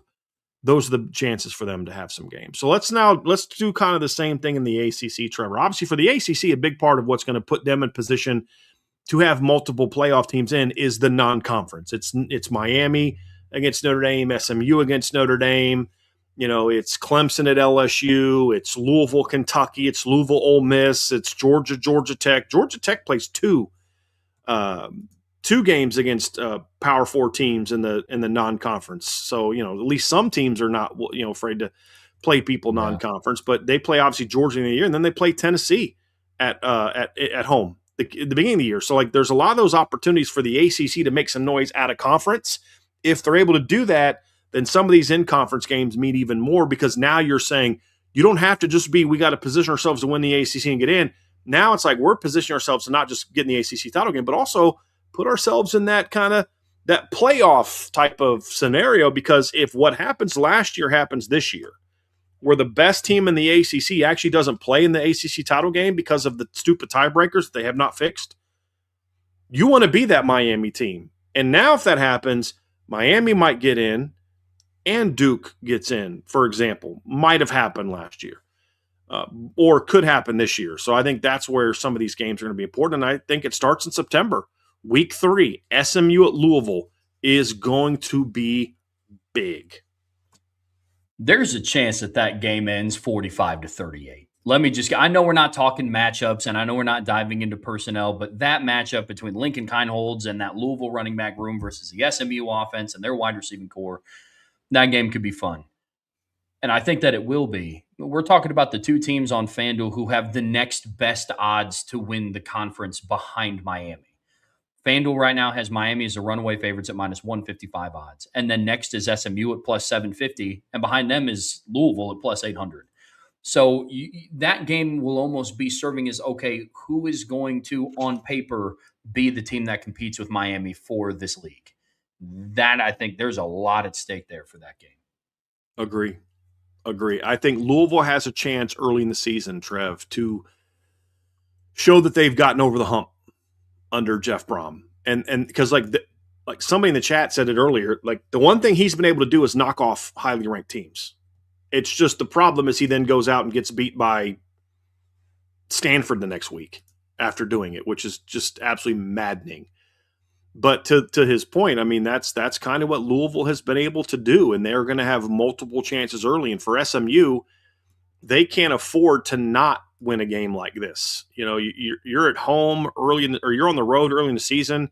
You need that big early conference win to show that, hey, we're in it. Because if they lose this game and, they've got Florida State on the road to start the season, there's a world in which SMU is 3-0 and looking great in the top 15, or 2-1 and in a good place where they can, run the table. And if they only lose to Notre Dame, they're in a good spot. But they're in a world where if they lose to Florida State on the road in week 1 and then lose to Louisville in week 3, they're in trouble. Now we got to win the ACC. That's the only hope we have, because, maybe we can go on the road and upset Notre Dame on November 21st. But you're in a world now where your backs are against the wall all year. You can't afford to lose another conference game if you're going to get in. So SMU is going to get tested early. We're going to know very early on how good SMU is. And the same thing is true for Louisville. They start the season off with Ole Miss in week 1 and SMU in week 3. Now, the difference is SMU's 2 early big games are conference games, or only one is for Louisville. But this is a chance if Louisville can kind of, look, they don't even have to win a road game, Trev. They're playing a neutral site game and a home game. And then after that, if they somehow are able to upset Ole Miss and SMU, or let's say they play Ole Miss down to the wire, that gives them a boost. And then they go beat SMU in week 3. Here's what their schedule looks like rest of the way. Wake Forest, at NC State, home against Florida State, at Syracuse, home against Stanford, at Georgia Tech, at North Carolina, home against Pitt, at Kentucky. No Clemson on their schedule, no Miami on their schedule. That's a very favorable scenario for them. And if, let's say, James Franklin gets Virginia Tech turned around quickly, no Virginia Tech on your schedule, no Virginia on your schedule. If you can beat SMU at home, every team you will play the rest of the year is a team you can absolutely beat no matter where the game is being played. I'm not saying they're going to, because that's been a problem for Jeff Brom, but you are now completely in control of your own destiny if you can win that game. If you can't, you're in trouble, because now you've lost a home game to one of the few good teams you play, and now you're going to be in a little bit of a pickle. And then another Louisville game to me is also the Florida State Louisville game on October 9th, Friday, October 9th. That's an intriguing game for both teams. You've got Virginia at SMU that Saturday. That's a big game. It's another one for SMU, and that's Virginia's chance to kind of show yourself. But I would argue that the biggest game of the ACC regular season is happening on Saturday, October 3rd, when Miami heads north to play Clemson. This game and really Miami's regular season schedule as a whole just kind of shows you how far the ACC has fallen from grace. There was a point in time where if you would have told me that, Miami opens up at Stanford, they have a road game against Clemson, they're home against Florida State, home against Pitt, on the road against North Carolina, and home against Virginia Tech in November, I would have been like, dude, depending on the year in the ACC, that's a nasty schedule. And here's where they are as a conference. Dabo Swinney, however, on the flip side of the coin at Clemson, is going to have multiple opportunities to show people that Clemson is back and they are not to be written off yet. And this is definitely one of those games. I'm with you. I think that this is going to be the biggest game in the ACC this season. And it's for Miami. It's okay. Last year, you didn't travel out of the state of Florida until the month of November, as crazy as that is to say out loud. This year, you get a big road game the first weekend of October, and you're doing it against essentially the team that you dethroned. Now, Miami didn't beat Clemson to dethrone them. It's just they kind of fell from grace, and then Miami stepped in and was like, hey, we are now the premier team in the ACC. But this is going to be a big one. It's kind of like that old money versus new money type of feel to it. It's going to be fun. So Miami's the best team in the ACC right now, but I don't know if they are the best program in the ACC yet. I think unless you're just someone who's like, I only care about the most recent season. Clemson over the last 5-6 years has still been way better than Miami. Miami was better last year, but it was Clemson that won the ACC the year before and made the playoff. They've both been in the playoff, in the 12-team playoff. Clemson has won an ACC title recently. Miami has the same number of ACC championships that Notre Dame has. They've played in the same number of ACC title games as Notre Dame has. One. So I still think that you can't say this is Miami's league yet, even though we would say they're the best team in the league, we think, going into the season. This is the opportunity for Miami to say, we are the big dogs. Yeah. We're look, with all due respect, appreciate what you guys have done for us. Appreciate you guys carrying the league when we all sucked for a decade. We appreciate the titles you've won, but you can go back to kind of what you were. And before the Dabo era got going, we're now the big dogs. It's time to restore some, we're now the team to beat in the league. And it's not just beating Clemson, it's going to Clemson and beating Clemson that could do that. If you can't do that, now all of a sudden, recruiting-wise, Clemson's got some, hey guys, we're not dead yet. You still may want to come to Clemson. And then, of course, now Miami's in a situation, Trev, where that Notre Dame game gets pretty big for them. And again, not for playoff being in, because if they only lose to Clemson and Notre Dame, they're playing for the ACC title, and they're probably got a good shot at being in. But are you getting in as the 10-11 seed, or are you getting in as the 4-5-6 seed? That's what that game could mean. Whereas if you lose to Notre Dame and the only other game you lost was the only other game you lost, and you're 12-1, you're either a bye or you're hosting. Either way is good for your program. So lose to Clemson, and now all of a sudden that Notre Dame game is not just about getting in, it's now about positioning, and that's assuming you don't stub your toe somewhere else, something that Miami has not proven that they can avoid. Now that Notre Dame could be, you are fighting for your playoff life at that point in time. And that's so there's a lot at stake in that Clemson Miami game beyond just playoff positioning for this year. It's truly SEC. One program is trying to seize hold of the league and the ACC, and the other one's trying to hang on for dear life to their status as the premier team in that league big picture. I know that they obviously weren't this past year. They're not preseason, but they could quickly reestablish themselves, guys, if they're able to go out there this season and beat Miami at home. Completely changes things. Let's switch gears, talk about the Big Ten. More games to talk about here. As you guys will come to find out as the show continues to go on, there are significantly less Big Ten games to talk about than what we're going to talk about in the SEC. We even cut down on some in the SEC. But having said that, there are still some really big-time matchups going on in the Big Ten. A name that you'll hear quite often is Ohio State. But where we start with this slate is actually an old Pac-12 matchup. Yeah. And it's on Saturday, September 25th, when Oregon travels to LA to take on the Trojans. So there's actually 4 USC games in here. There's several Michigan games we're going to talk about because right now USC is considered that team by most analysts as the 4th best team in the Big Ten. I'll eventually get there in the Big Ten. And now you and I probably don't agree with that, but when you look at the coaches poll, Ohio State's number 1, Oregon's number 2, literally. They're 1 and 2 in the polls. Indiana at number 6 is the 3rd best Big Ten team, and then you go down to USC at number 14. Obviously, being at number 14, you're the 4th best team in the Big Ten. Michigan's a couple spots behind you.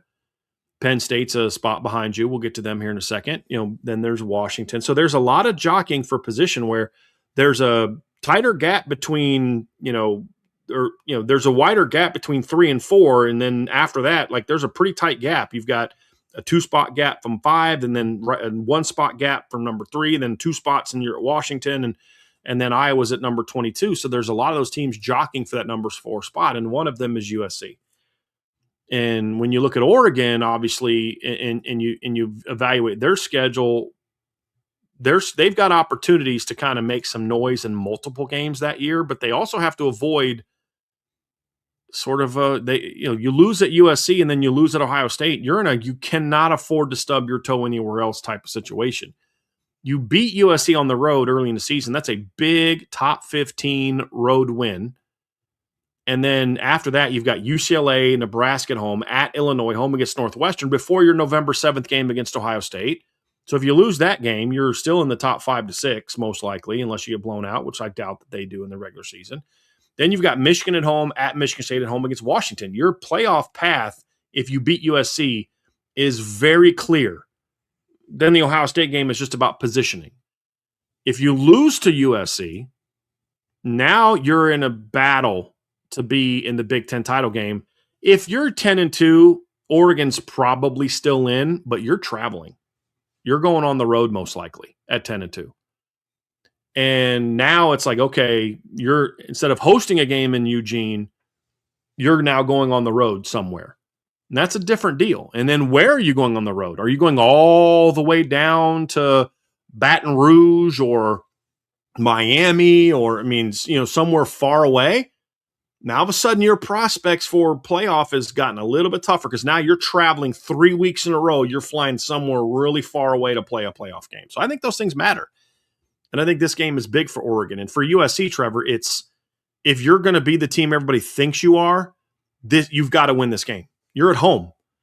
If you can't win this game, you still have at Penn State, at Wisconsin, at Indiana, at UCLA, plus you have home games against Washington and Ohio State. Your odds of getting into the postseason go down significantly if you can't hold serve at home. And this is this is the kind of big win that gives them a chance to get in at 10-2. And if you can't win this, your odds of being 10-2 go down dramatically.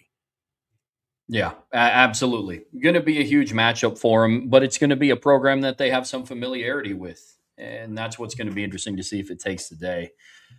Don't have to travel that far. Obviously, you get them at home, but one place that USC will have to travel far. It's a game that you mentioned when they're on the road in Happy Valley against Penn State. That's going to be one. Traveling east has not been kind to Lincoln Riley. No, and there's back-to-back games. I'm this at Penn State and at Washington or at Wisconsin is sandwiched in between back-to-back home game against Oregon and Washington, and then a home game against Ohio State and a road game against Indiana.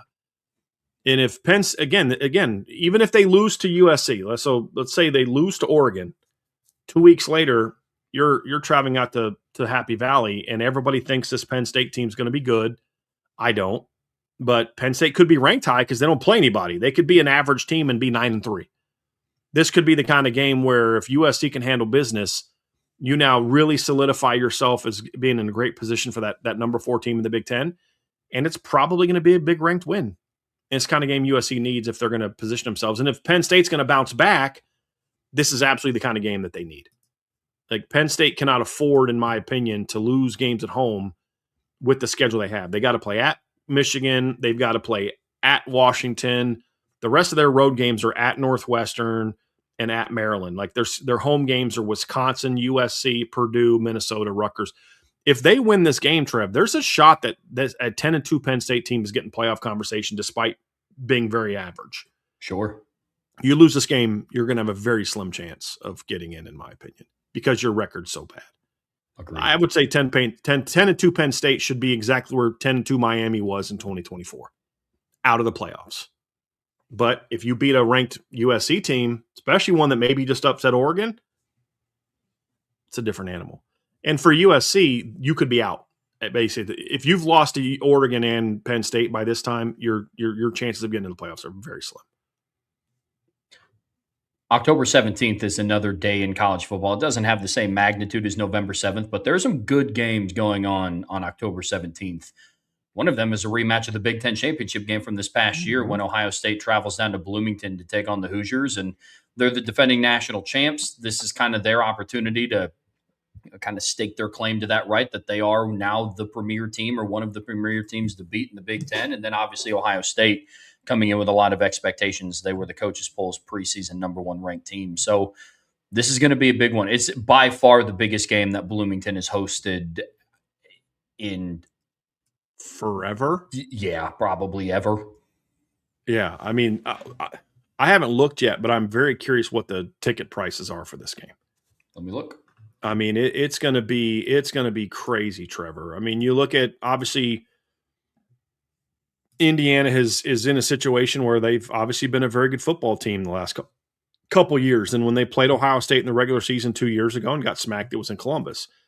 You know, last year, obviously Indiana had some big games, but you know, they played Oregon last year, but it was at Oregon. Their biggest home game last year was Illinois.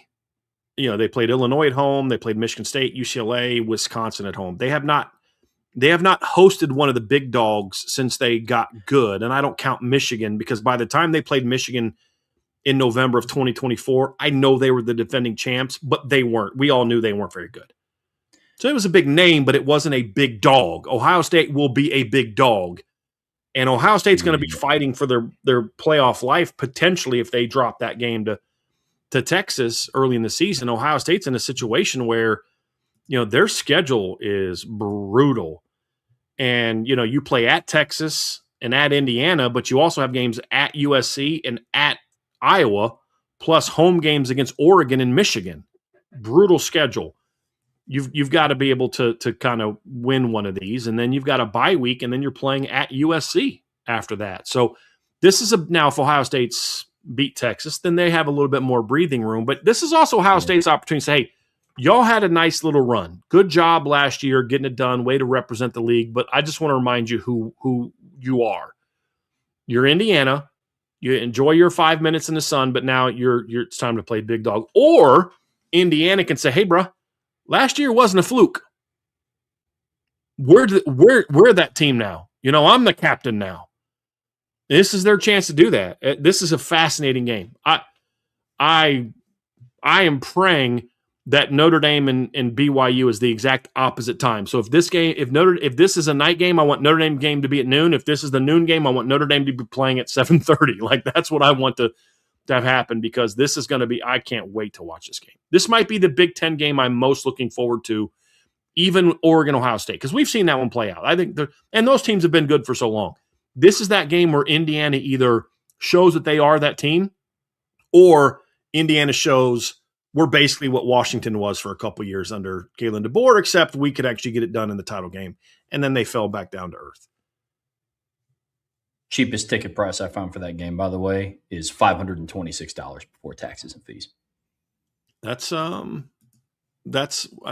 interesting. I wonder what the Notre Dame. I've had some people tell me that Notre Dame games right now are going for like 1,000. Like the cheapest you can find is 1,000. But he might have just been looking at 50-yard line. But yeah, there's a lot of big selling games right now, buddy. A lot of big selling games right now. It's going to be a lot of fun. I just looked at SeatGeek, and it's saying Notre Dame tickets from 2,000 is what it's showing. So yeah, it's going to be crazy. But anyway, for the Miami game, yeah. So I can't wait for that game. It's going to be a great game. And then, Trev, 1 week later, Ohio State, 1 week later, you've got Indiana has to go to Michigan. Which again, Indiana showing that you're the big dog, and for Michigan, I think by this point in time, Michigan is fighting for their playoff lives. They've had Oklahoma, they've had Iowa, they've had Penn State. If they're undefeated, they're good. If they've got a loss at Minnesota, home against Penn State, home against Iowa, maybe Oklahoma, and you still have to go to Oregon and to Ohio State, this is that game where you can solidify yourself as a playoff team, or you're going to be in a big trouble. You better pull off a road upset. So I think this game is more big for Michigan. But Indiana, if Indiana drops the game a week before against Ohio State at home, Indiana's in trouble, and they've got to win this game. Now the pressure's on Indiana. Now we get to see what Indiana's play is like with their backs against the wall, because their backs weren't against the wall in 2024 at all. They lost what? Second to last game of the year in 2024 in the regular season, right? Yes. They lost to Ohio State. And next week they played Purdue, who was terrible. So they never played a game with pressure on them. And then last year they were meaning like pressure. They've had a lot of games where there's been pressure on them. And what I mean is like you're fighting for your playoff life kind of pressure, where you just lost a game. How do you handle that kind of thing? They haven't dealt with that. They've played in some high-pack games, but they've played in high-pressure games where it's a Big Ten title game. They're undefeated, but they're going to the playoff no matter what. So there wasn't huge amount of pressure. This could be a game where if you just lost to Ohio State, you're fighting for your playoff life. You really are. Yeah, I agree completely. I'm going to be interested to see how Indiana's season unfolds. I mean, look, I've given the Big Ten a lot of flack for not really putting together a good slate. I will say this, however. From October, really, there's at least one good matchup every single week from October 10th to the end of the season.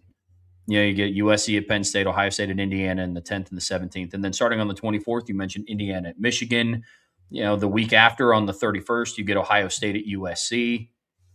And then the week after that, you get Oregon at Ohio State on November 7th. On the 14th, you get USC at Indiana. And then on the 21st, you get Indiana at Washington. And then obviously you have the game during rivalry week. So not as in bunches and volume as what the SEC has on a week-to-week basis, but at least there is at least a premier matchup in the Big Ten each week, because last season they would go weeks without there being even one that's worth watching. So I guess in a world that's a better spot to be in, I suppose, if you're the Big Ten, looking at it in its entirety. You're running a little cover for the Big Ten right now. You're trying hard. You're trying hard to spin it. But no, there's some really good October. I'm not trying to run cover. There are some really good November, October matchups in the Big Ten. The problem is there's just not enough of them. Well, there's like 3-4 every weekend in the SEC. Yeah. But some of these games are very intriguing. Ohio State at USC, October 31st is another one. It's an opportunity for USC to show that they can do something. And for Ohio State, it's like, hey, you've gone out west and won games, but you haven't always looked good doing it. You lost to Oregon 2 years ago. You had a nice win over Washington last year, but you haven't looked like world beaters necessarily going out west. This is going to be a big game. This is going to be a good USC team. And this is the kind of game where Ohio State can kind of jump themselves back up if they have dropped a game or two. There's a world in which Ohio State is literally on October 31st at USC playing for their playoff lives. if they've lost to Texas and Indiana on the road, I don't know that 9-3 Ohio State's getting in. And I also don't know if at 9-3, if Ohio State's 9-3, think about this too, Trev. If they are 9-3, or excuse me, if they are a 2-loss team and they lose to USC, they've lost at Texas, they've lost at Indiana. If they lose to USC, they still have to play Oregon and Michigan. So they could be playing for their playoff lives in this game. Yeah, it's definitely weird to think about, especially when you talk about a team in Ohio State that when they've had like basically a full-time head coach, they just haven't had not a 10-win season. Mm-hmm. I'll say this, if Ohio State makes the playoffs this year, that it will 100% without a shadow of a doubt be earned. Yep. Like if Oh gosh, yes. I mean, Well, and I think there's a world where a 9-3 Ohio State team deserves to be in. sure. It's I kind of like what mean, we talked about Georgia a couple 2 seasons years ago. ago. Yeah, let's say they lose to Texas in week 2. And let's say they lose to Iowa on October 3rd, which could happen. And then let's say they lose to Indiana on October 17th. Ohio State's out of the top 10. They're 15-20. But then in the final 6 games, so they come out of a bye, they go on the road and beat a 1-loss top 12 USC team. Then the next week they beat number 1 Oregon or number 2 Oregon. And then they end the season if Michigan's really good. There's a world in which you can make a case that Ohio State is in. It's even more so if they are a 3-loss team and they beat one of Texas or Indiana. You know, let's say they lose to Texas and lose to Iowa, and then they beat Indiana, beat USC, beat Oregon, beat Northwestern, beat Nebraska, and then let's say they lose to Michigan. They're probably 5th or 6th by then, and they fall. They're still arguably 10 or 11. It won't be easy, but there's a world in which depending on who they lose to, what you can't do if you're Ohio State though is you can't go 9-3 and you lost to Texas, Indiana, and Oregon. Because now it's like, okay, well then why are they in if Notre Dame wasn't in? Because that's exactly the kind of argument you use to keep Notre Dame out. Notre Dame only lost twice.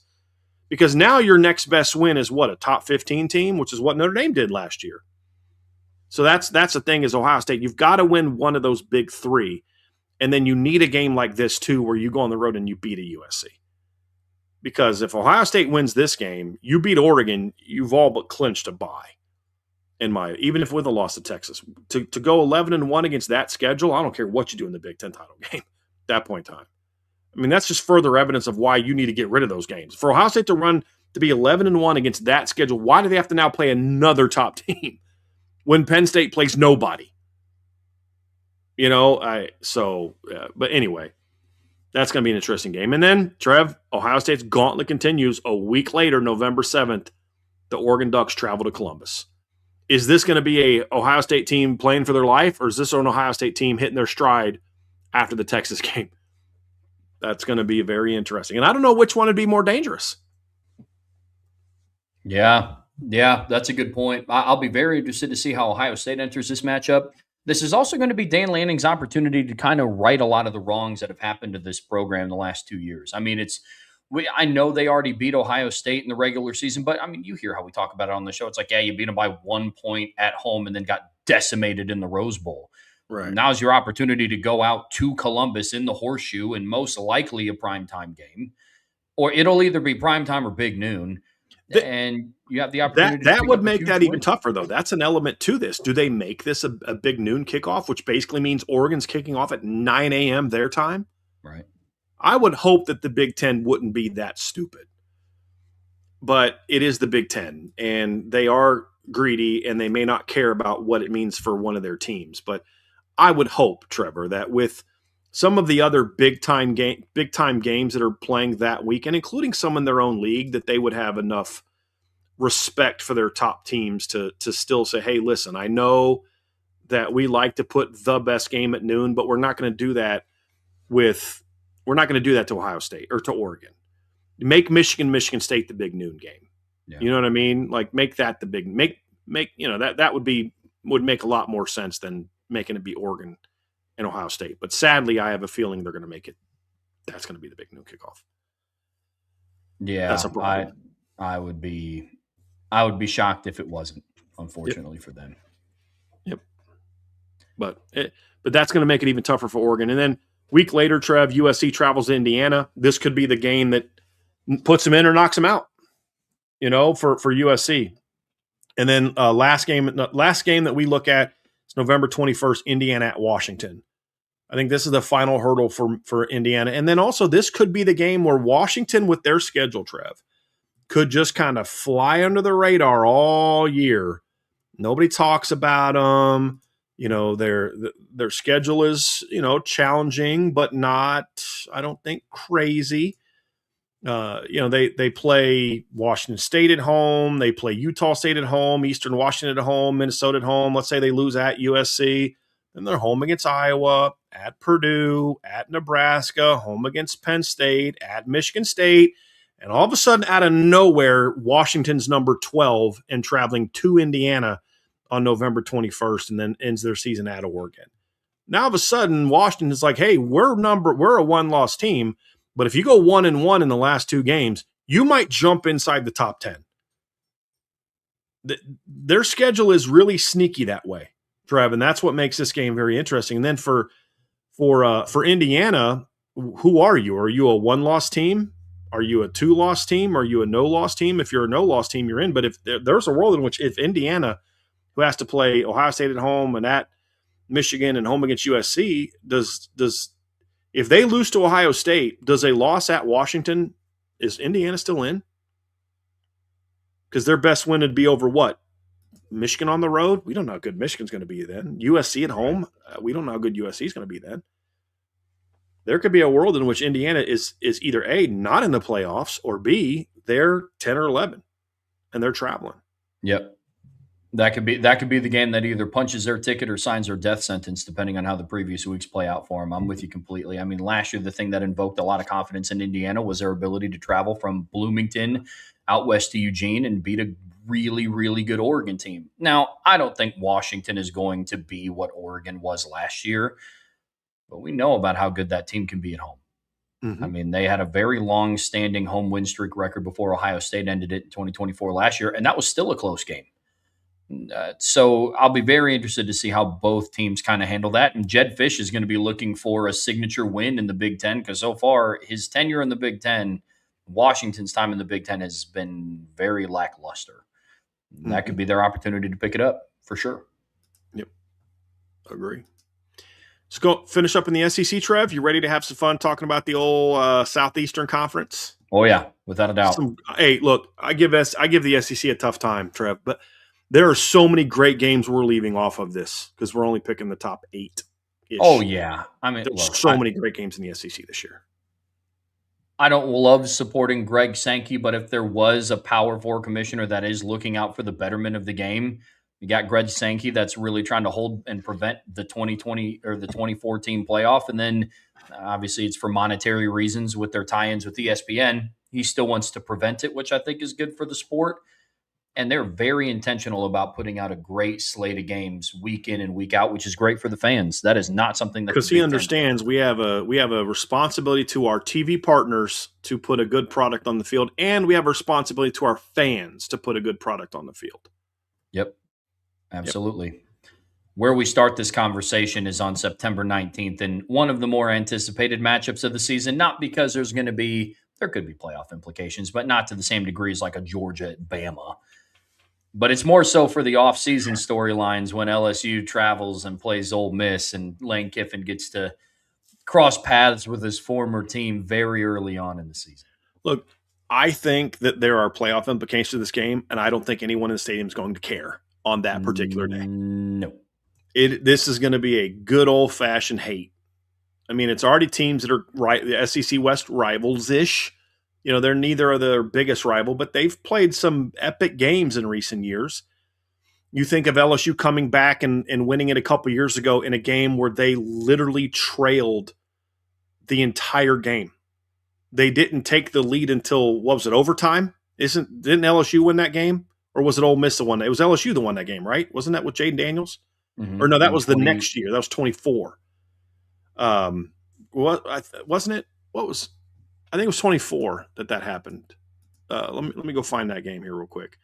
Where LSU won in overtime. Was it 24, right? Is big in here? Yes, it was. Yes. They won 29-26, and literally the only lead that they took was the overtime 29-26 game lead. That was it. In 23, they played an absolute shootout, 55-49. I mean, absolute shootout. And then last year I thought they played a great game as well. Ole Miss ended up winning last year's game by 5, and now you add the whole Lane Kiffin leaving Ole Miss the way he did. You've got players leaving Ole Miss to go to LSU. The staff left, the bitter rival. Now Ole Miss is talking about suing former players that are now at LSU, which again I don't have a problem with. I mean, if you signed a contract and you didn't live up to the terms of your contract, that's part of being a grown up. You want to make millions of dollars or hundreds of thousands of dollars. Guess what? There's responsibilities and consequences when you don't live up to that, right? I mean, Trev, if you borrow $5 from me and you never pay me back, I'm good. I'm still going to be able to pay rent this month. If I give you $100,000 for something and the plan is you pay me back, bruh, you didn't live up to the standard. You need to give me that money back because that's serious change. I'm okay with that, but it doesn't. But the point is, perception wise, it's just another log that you're throwing on that fire, brother. And it's going to be at Ole Miss. Oh man, I really hope Lane Kiffin goes out. Like I would love it if he comes out the first time and he's got a helmet on. That'd be freaking hilarious. But it's also not a bad idea, because there's going to be some stuff thrown at him, I think, before that game. But the boos when he first walks out of the stadium are going to be crazy. And when LSU comes out of the tunnel before the game, it's going to be insane. Yeah. Oh, pure unadulterated hate. For no other reason than just that is why I am watching that game. I mean, it is just going to be nuts. I mean, it could end up being the ugliest football game ever put on turf, and I'm still going to watch it because I'll be very interested to see how LSU and Ole Miss and Lane Kiffin and Pete Golding handle all of the off-season fluff that comes with that game. That one's going to be very interesting to watch. I'm with you completely. It's going to be wild, man. It's going to be great. And I do think it's going to have implications on the playoffs for those two teams, especially for Ole Miss. Like, if LSU just goes on the road and plays a great game and they just beat Clemson, like LSU's going to be fine with a close loss in this game. You're on the road. Ole Miss can't forget the lane. They can't afford a home loss to anyone if they're going to repeat and make the playoffs again this year. Their schedule last year, Trev, was soft, relatively speaking. This year, you've got LSU. The next week, you play at Florida. You've got at Texas. You've got at Oklahoma. You've got Georgia at home, Auburn at home, Missouri at home. You can't afford to lose a home game with that schedule. It's also big for them in that regard. Week later, Trevor, it's another big one. The old Sooners travel down to Athens, Georgia, over to Athens, Georgia. There's going to be a couple of teams in the SEC that will have their shot in the regular season to kind of knock off Georgia and maybe prevent them from even making it back to the SEC title game, and Oklahoma is one of those first teams. One of the biggest things for Brett Venables, he's had a very interesting tenure down with the Sooners because he's either gone 6-7 or 10-3, and it's been one or the other. It hasn't been 7-5 season and 9-win season in there. He's either been 6-7 or 10-3, and going over to Athens, Georgia, and picking up a win against Kirby Smart and the Dogs on their home turf, a very, very, very difficult place to win, would show us it's like, hey, Brett Venables has this program going in the right direction. We could look at them on paper and evaluate. I think their secondary can be this. I think their receiving core can be this. This is going to be their first opportunity to go out and prove it. And then for Georgia, it's kind of, hey, can you keep the same? Can you keep the standard the standard? Can you remain the team to beat in the SEC? That's going to be interesting to see as well. Yes, and for Oklahoma, they're the standard. I mean, for Georgia, they're the standard. You gotta hold serve at home with the schedule they play. It's not as brutal as it's been, but it's still a challenging schedule. And then Oklahoma has a brutal schedule. And if they're going to make the playoff, Trev, I don't think they can make the playoff by just holding serve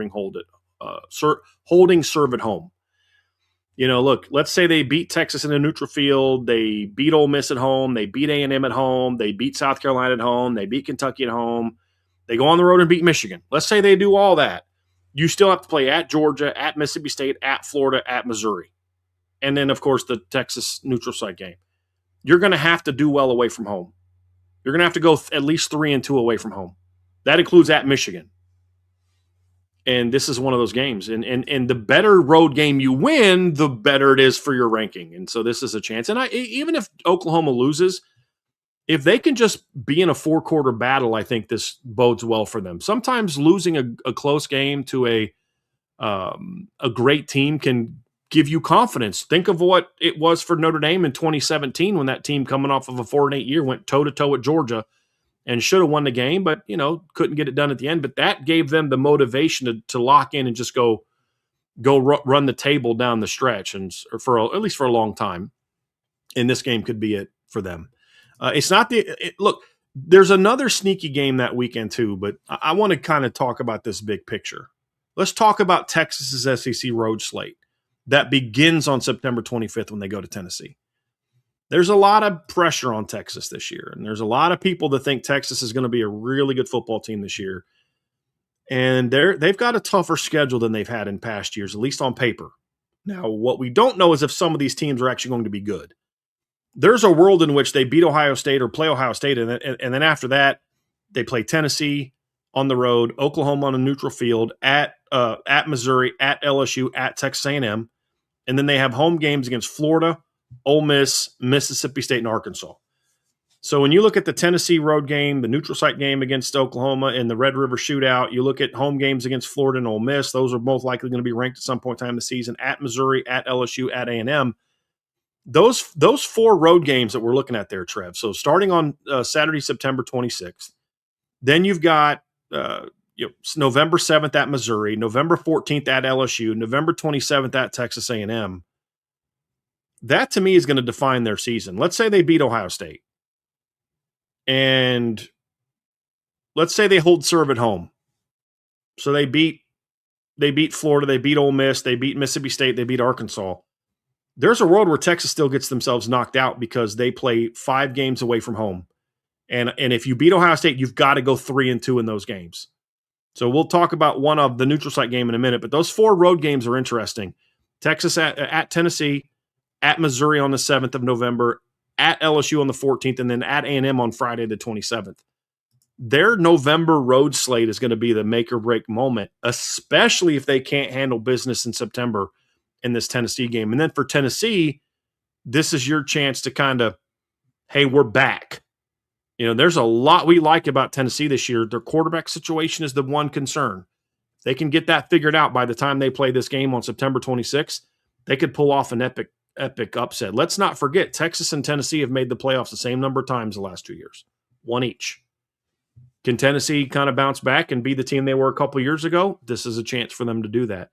And if you're Texas and you fall and you lose to Tennessee, all that good momentum you had for beating Ohio State, assuming you even do that, is gone. And if you lose to Ohio State, now you're playing for your playoff lives because your schedule does not get any easier.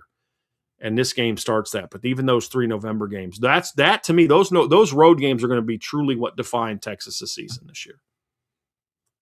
When you look at the successful teams that have come out of the SEC, teams that have gone on to win national titles and compete for titles and win the SEC championship, they make their mark by what they do on the road. Winning on the road in the SEC is extremely difficult. I mean, even for somebody as legendary as Nick Saban, that's what made some of his bigger upsets during his tenure huge, like losing at home to Johnny Manziel and Texas A&M. But I mean, even then, Nick Saban's lost on the road to Tennessee. He's lost on the road to Ole Miss. So it's very difficult to win in that league on the road. That is the one thing that I will say about the SEC that I believe, unlike any other conference, it's very difficult to win on the road down in that conference. Texas, if they want to earn their stripes in that conference, is going to have great success on the road this upcoming season. I'm with you. It starts with Tennessee on September 25th. And then that November slate on the road is rough. They only get one break. They get one game at home in November?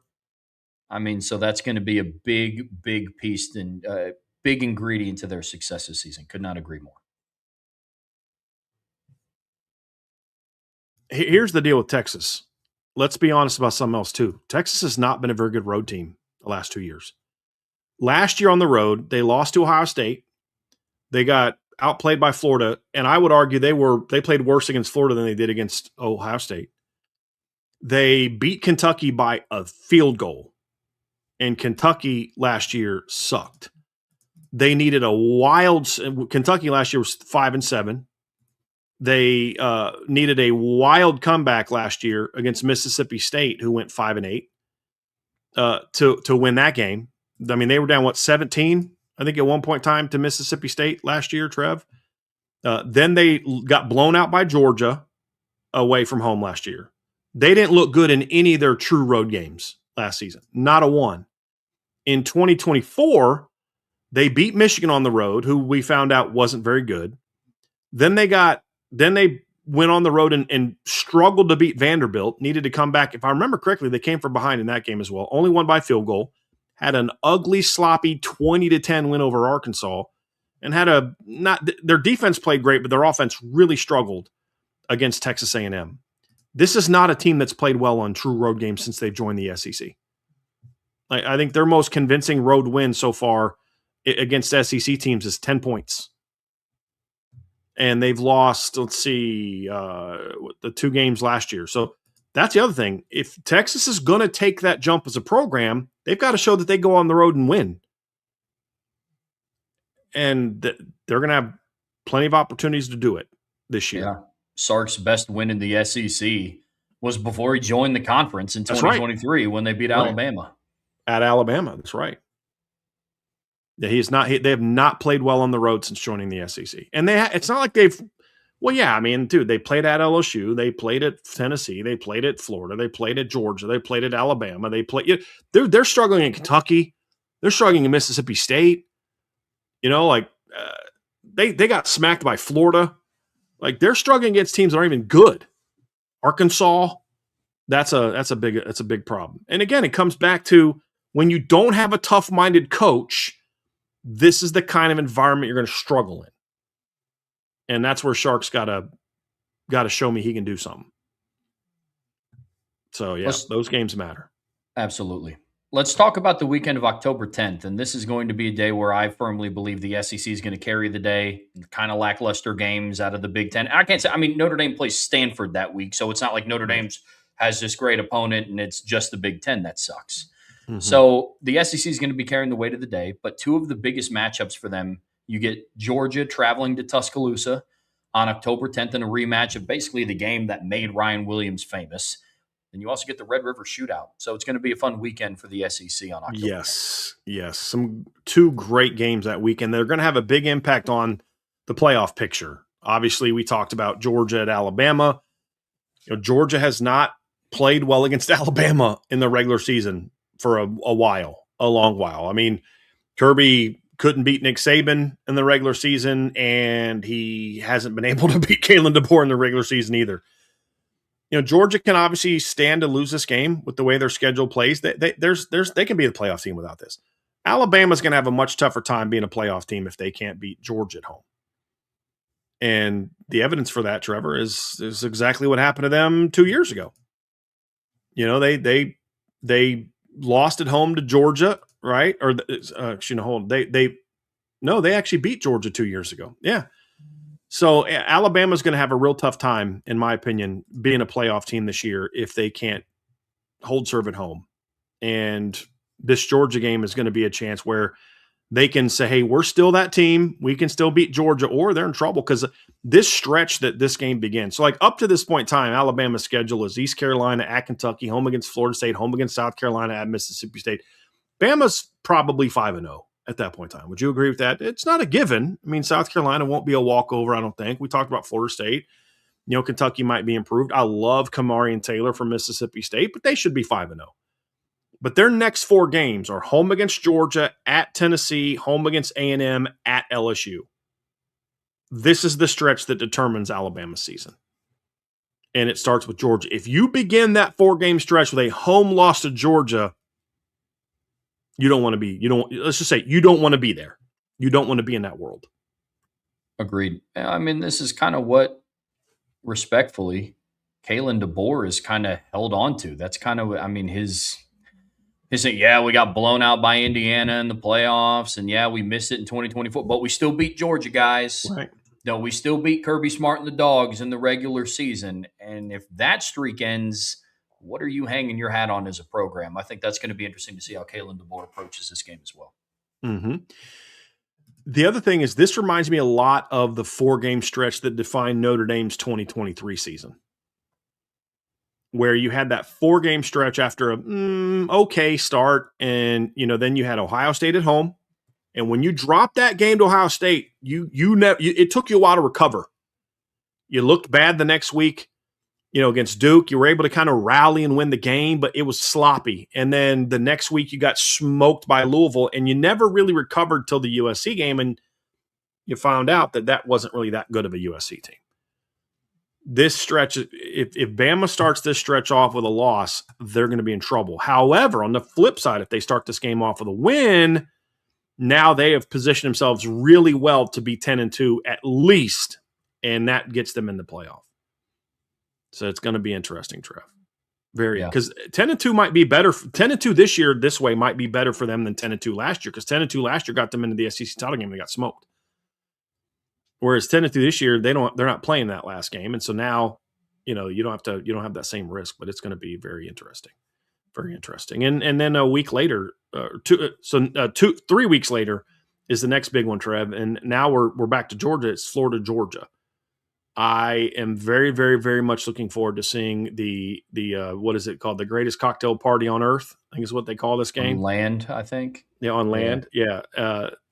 This is a game where John Sumrall is going to have a real good tough schedule. Can he get a win here? And for Georgia, I think this is the kind of game where this could be a sneaky game where you think you're good. You've played Oklahoma, you've played Alabama, you're a one-loss team. You've got Ole Miss on the road coming up. You got South Carolina on the road coming up. This is the kind of game that can sink you, or this is the kind of game where you basically lock down the SEC. Because their schedule this year is not as tough as it was, but this is one of those sneaky games that could define both teams by quite a bit. I think this is going to be a game where you, especially if Georgia loses or beats Alabama, this is going to be a game that I think tests their focus, talking about Georgia. I know it's a rivalry game. It's kind of been lackluster since Florida has kind of fallen from grace a little bit. And there's a world where, before they get to this game, Florida has to play Auburn on the road, Ole Miss at home, Missouri on the road, South Carolina home, and then Texas on the road before they even get to Georgia. So this could be a game where Georgia's overlooking them because they're looking at their overall record. And they're like, hey. 2-3 loss team. Yeah. At least 2-3 loss team, maybe a 3-4 loss team, but a talented 2-3-4 loss team. Yep, exactly. And so this is going to be a game that kind of tests what Georgia's focus level is going to be, especially considering they have a road game against Ole Miss the following weekend. So be very curious to see if Kirby Smart's able to kind of keep them honed in. He's done a great job of that in conference on a week-to-week basis, but this Florida team has the talent. I think they have one of the most underrated group of skilled players in the entire conference. They're a team that could hurt you if you're not focused. They've won 5 in a row against Florida. The last time they won 5 in a row against Florida was back in the late 70s and early 80s before Steve Spurrier came back. Like it's been a long time. Now, Florida's had several 5+ game win streaks over Georgia, but this could be Georgia's first 6-game win streak if they can get it done. But like you said, the last 2 years, they didn't play well against Florida because I think, to your point, Trevor, I think it was a great observation. Florida sucked, and they knew Florida sucked, and they didn't go in locked in to that game. November 7th, last 2 SEC games, Trevor, we're going to wrap this show up today. November 7th is going to be phenomenal football. Dude. But there's 2 huge games that weekend. Georgia at Ole Miss, and then Oklahoma at Florida. I think that game for Georgia is maybe not going to be quite as big as it will be for Ole Miss. I think Georgia's probably they've got 1 loss and they can survive another one. Ole Miss, I think, is in they might be done by then, or they're at least in a situation where they're a 2-loss team where this is the kind of win that vaults them back into the conversation.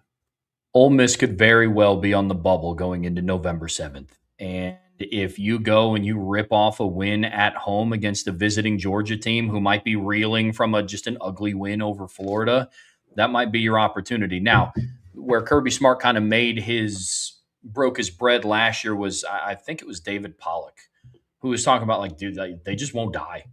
Like, you just kind of can't kill this team. It's, right when you think that, they're a wounded animal and they're limping and it looks like they're on their last leg, they get that Rocky Balboa burst of energy and then they just come out swinging and they end up winning the SEC championship. Yep. This could be Ole Miss's opportunity to knock them off. Yep. Well, you look at last year, Trev. That's a perfect example. Last year, they have that miraculous comeback against Tennessee. Don't look good. They get beat by Alabama. They beat Kentucky, and then they're down 10-0 against Auburn. And also, their season's on the verge of basically being over. You're about to lose to Auburn. They're up 10-0. They have that very questionable play call, where Auburn's about to punch it in, go up 17-0. They overrule it. They give Georgia the ball. Georgia goes down and scores. Auburn never recovers. Georgia wins 20-10. I don't think the call was appropriate, but even if Georgia just doesn't score there, I mean, that was such a huge swing. They were getting outplayed by Auburn. And then, you look at the rest of the year, they bounce back from that. I think that close loss locked them in. Then they go beat Ole Miss the next week. Then they beat Florida in an ugly game. They beat Mississippi State somewhat convincingly, but didn't look great. And then they just smacked Texas. And the next thing you know, they're winning the SEC despite not being a great team, Trev. I mean, they just weren't. They needed overtime to beat a not very good Tennessee team. They got beat by a not very good Alabama team. They had an ugly win over a not very good Auburn team. They beat Ole Miss, but then got beat in the rematch. They had an ugly win over a not very good Florida team. They had a great win over Texas, and then 2 weeks later, that somewhat gets nullified by a really ugly win over Georgia Tech. And guess what? You're another one and done in the postseason. But like you said, they won the SEC again. And, this is the kind of game where it's like, okay, who are they going to be? And for Ole Miss, this is, I think, you're fighting for your playoff life, if you're even still in the conversation. And then the Oklahoma-Florida game is going to be interesting. And I don't see Florida being in the playoff bid, but if they're a 2-loss team at this point in time, it's a big game for them. This is more about Oklahoma. Oklahoma's going to have to steal a road game or two during the regular season. And we talked about that earlier when we talked about the Georgia game. This is another opportunity for Oklahoma to say, hey, we're going to have to steal a game away from home. Let's say they lose to Texas. Let's say they're 1-2 in their 3 games against Michigan, Georgia, and Oklahoma, or in Texas. Let's say they go 1-2 in those games. You come into this game, you're starting to rally. You beat South Carolina at home the week before. You're probably not in the top 10 right now. But you finish your season at Florida, home against Ole Miss, home against Texas A&M, at Missouri. That is a stretch where you run the table. You're vaulting yourself right back into the top 10, and you're a playoff team. And I wonder are they maybe overlooking Florida a little bit? Exactly what you said about Georgia, especially if Georgia beats Florida. You've got Ole Miss at home. They might be ranked high. You've got Texas A&M at home. They might be ranked high. And maybe you overlook Florida. Or Florida's a scrappy team that you got to be ready for. But either way, this is Oklahoma's chance to finish strong and put themselves solidly into the playoff spot if they're already in, or to claw their way back in if they're out, kind of like Alabama did last year. The only other game, I agree with everything that you said about the Oklahoma-Florida matchup. The only other game that I'd be paying attention to on November 7th out of the SEC is Alabama-LSU. Yep. This is going to be Alabama's last opportunity for their schedule to make an impression on the playoff committee. I say that now, but last year the Auburn game was the thing that put them over the top. But yeah, I'm not talking about potential upsets, nothing like that. But per the eyes of the committee, this is going to be their last opportunity to make that impression. And they could be in a position where, like we've talked about, they could be fighting for their playoff lives. Mm-hmm. Leading up to it, you're home against South Carolina, you're on the road against Mississippi State, and then in order in October, you get Georgia at home, Tennessee on the road, Texas A&M at home, and then LSU on the road. I mean, this is going to be your last opportunity. LSU has a little bit of wiggle room because they finished LSU's November slate's pretty nasty. They get Alabama at home, Texas at home, Tennessee on the road, Arkansas on the road with no buys. Yeah, it's crazy. And for Alabama, I think the only other team with a tougher November slate is, who was the team we were just talking about? Texas. Yeah. Yep. And for Alabama, they're going to be traveling to an LSU team that's fresh off of a bye week. Yep. So this could be a real interesting matchup for Alabama when they travel down to Baton Rouge. And this is that time of the year where LSU I don't know. my prediction is that LSU is a team that if you're going to get them early. Barring them just having a bunch of injuries, because I don't think they have great depth at a lot of positions. But this is a team that once they get 6, 7, 8 games in Kiffin's system and what he's trying to establish there, it's like, I don't know that you want to play that team at the end of the year. And that's the kind of, I mean, there's a world in which LSU has 3 losses right now, Trev. I mean, it's not out of the world of possibility. They got to play Clemson, at Ole Miss, home against Texas A&M, at an improved Kentucky, at Auburn. There's a world where LSU's a 2-3 loss team or a 3-loss team, and they're not ranked real high. And then Alabama's overlooking them, and that's not a good idea. There's also a world in which LSU only has 1 or 2 losses, and they're really cooking, and this is a chance for them to kind of lock down their playoff bid to be able to beat LSU at home or beat Auburn at home. Or gosh, I'll eventually get there. Alabama at home, and then you've got Texas coming up the next week. This first 2 weeks in November, you lock down your playoff bid with these wins, and they're going to be coming off of a bye. To your point, so like this is just going to be a very interesting stretch. But for Bama, this should be your last chance to make a statement. It should be, and I'm very curious to see what they're going to be. Very curious. Well, folks, that's going to do it for us here today on the Irish Breakdown Podcast. We did have 2 super chats I just wanted to bring up real quick from Jerry Z. Bear. So just supporting the show. Sorry, I've been absent from the lives recently. I've been really busy. Well, hopefully busy with good things. We hope so. We appreciate a super chat. And another one from our guy, Jerry Z. Bear. My favorite thing to do now is load up X and read the anti-Notre Dame comments and laugh while listening to the Star Wars Imperial March. You can dig that. I can dig that. Yeah, I can dig that. But thank you for super chats, my dude. Respect. Well, now that will do it for us here today on the Irish Breakdown Podcast. Now, the guys are going live on IB Nation Sports Beat. They're talking about some of Chris Ash's comments from earlier in the fall camp media session. So be sure to tune into them tonight, talking about Christian Gray, the secondary, linebacking core. It's going to be a good conversation. Brian and I will be back tomorrow at 12. Friendly reminder that show times have been moved to noon from starting. Obviously, it started yesterday, but from now throughout the rest of the season, barring there being some dramatic shift, we're going to be going live at noon. It's all the more reason to be subscribed to this channel and have that notification bell hit. But from here on out, it's kind of a scheduling note. We will be going live at noon every single day. So we will be back tomorrow at noon. On your way out of this show, be sure to hit that like. Obviously, be sure to be subscribed to this channel, notification bell hit. Share this podcast with your friends, family, anybody that you know loves Notre Dame and college football as much as you do. But as always, the best way to support what we do here is subscribe to the premium message boards at boards.irishbreakdown.com. So until tomorrow, that is Brian. I'm Trevor. See you back here very soon on the Irish Breakdown Podcast.